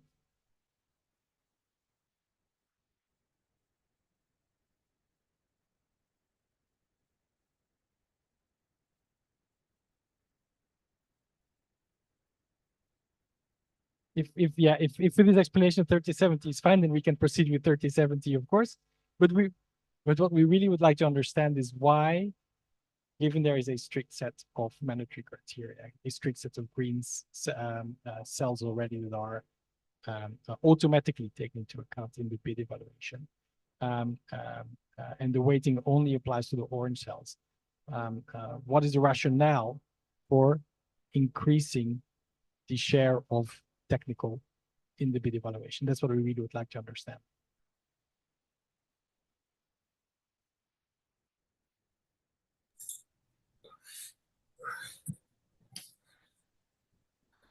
If the 65 people virtually and all those people here in the room now are very happy with that. And sorry, it's Huub from Philips here again. I think, as mentioned earlier, so we do have a preference towards a 50-50 because we feel beyond the orange ones that are currently there, there's more space than for vendors as part of the standard to provide additional value to the systems and the overall support of the Indonesian healthcare system beyond just the supply of financially attractive equipment. And as mentioned earlier as well, like, and we can't comment on that now because we also have the conference in Paris and New York where we will have people joining. We'll make sure the modalities there are represented and are able to either written or vocally provide you with the information on where technical specifications should change in our view and our rationale as to why we feel there's an opportunity there to deliver more value to MOH Indonesia. Thanks, Huub. I think it's very helpful to understand and others as well on the call and here in the room. There is, of course, the opportunity either in writing via the website or in the Paris and New York events as well to provide that rationale and those feedback to the specs. It would be really helpful for us to understand. Just in response to what you just raised, Huub, the technical criteria listed here are the ones that will be evaluated. So only the orange ones will be taken into account in the technical evaluation. So whatever else is proposed in a bid that would go beyond anything that's captured in this document will not be taken into account in the technical evaluation because there will not be a score allowed to this.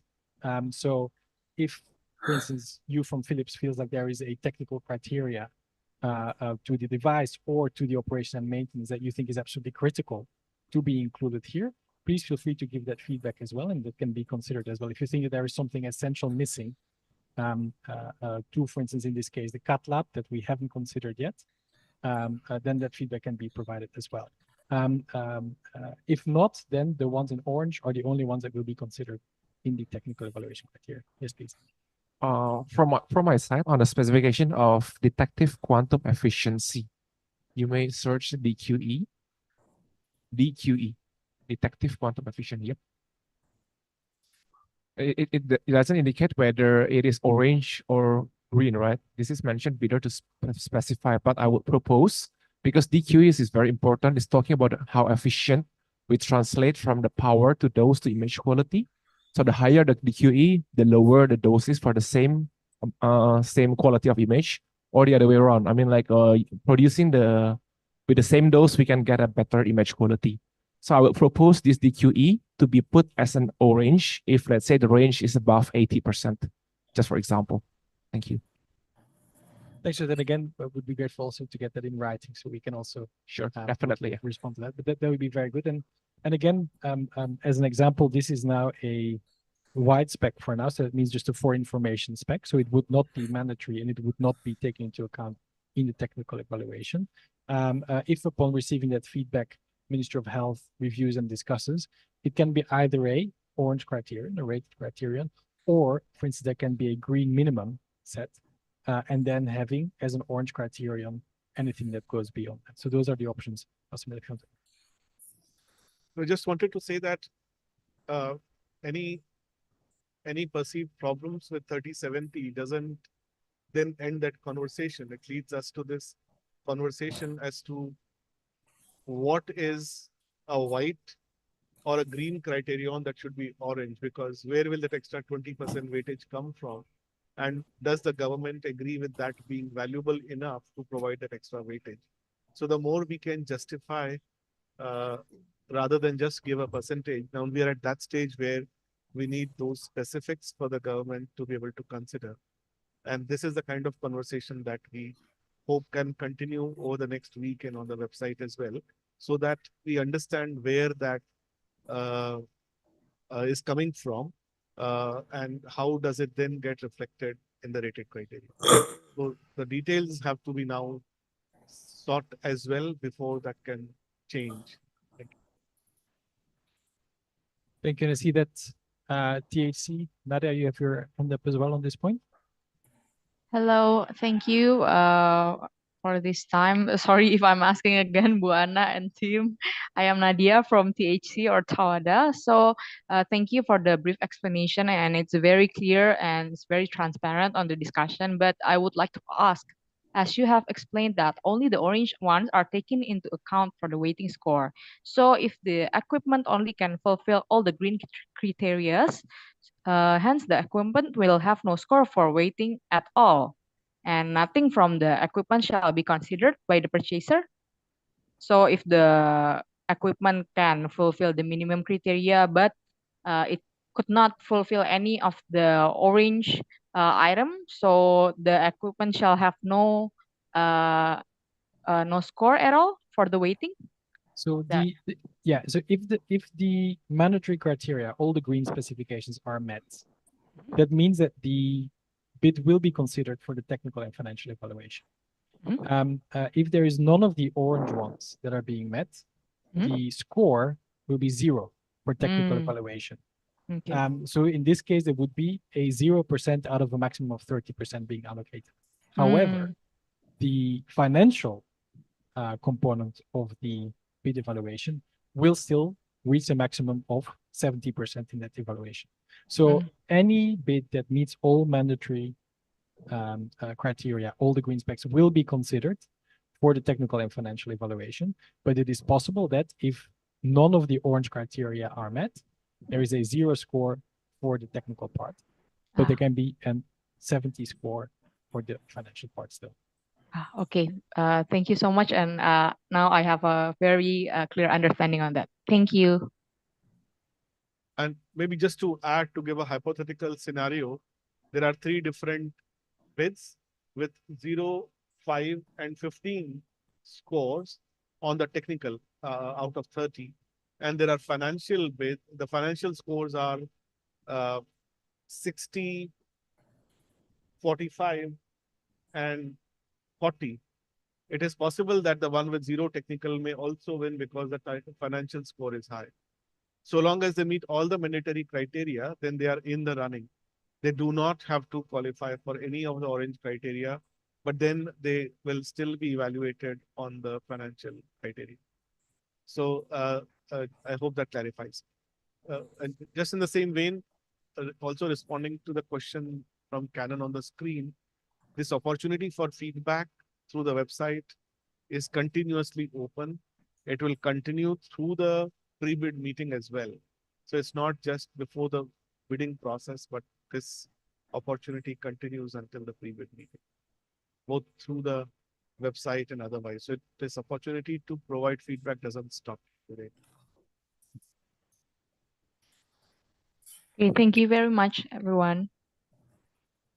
And maybe for Canon as well, this is not just for the CATLAB specifications, right? So I think the MRI specifications are also up already and can be given feedback. There will be many others forthcoming soon. So for any of those that will be coming, there will be opportunities both through events like these and in writing through the website. And of course, any question will be answered and open to all to see that answer through the website. So there is full transparency with regard to those questions and answers.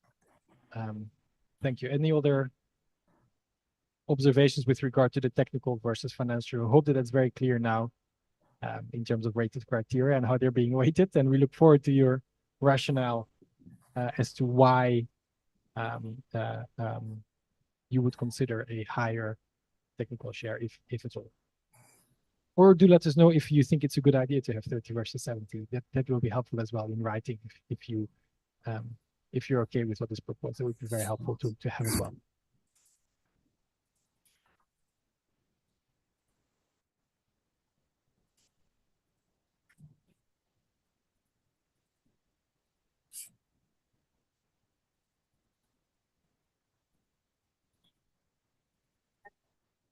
Okay. Okay, we will open another discussion, yeah, despite this specification. Yeah. Maybe one.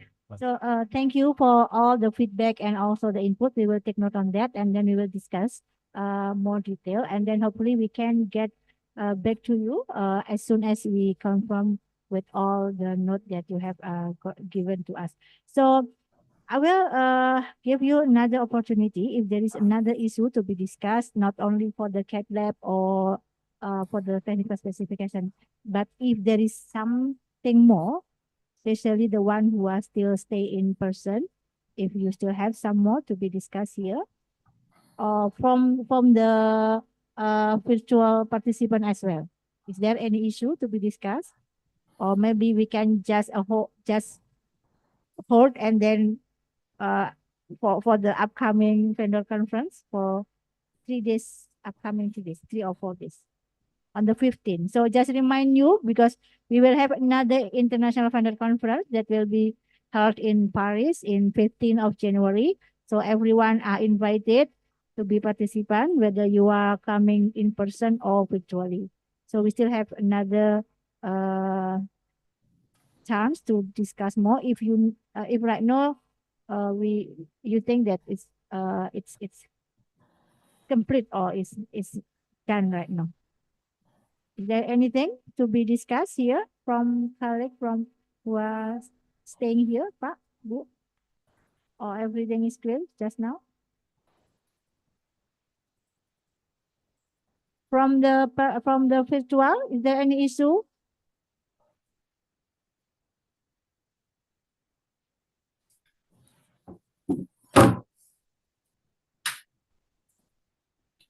Oh, okay. Okay. Yes, I don't see any raised hand from the participant in virtual. So, okay, I think we can just conclude this meeting today because there is no more issue that's going to be discussed today. So, Pak Somil, I think we can just conclude this meeting. So, once again, I just want to remind you all of the participants that we still have another two international vendor conference. The 15th January on Paris and then the 18th in New York City. So everyone are invited. You can submit in the link that we are still open for you. Please come and join us in the vendor conference and bring all the question with you. And then as we want to start the bidding as soon as possible, so hopefully everything getting clear and clear anytime we get a vendor conference. So I think this is the end of the meeting. So once again, thank you and thanks for all the support, all the coming, and maybe for and also for the support for all the procurement process so far that we have done. So see you next time, everyone, and then thank you and see you. Bye. Thank you.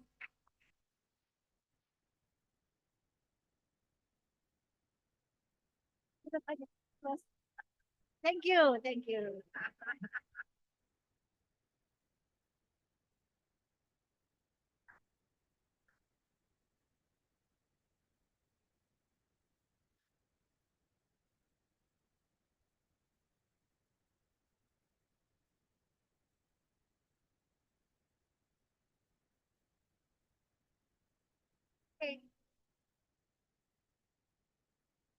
Okay.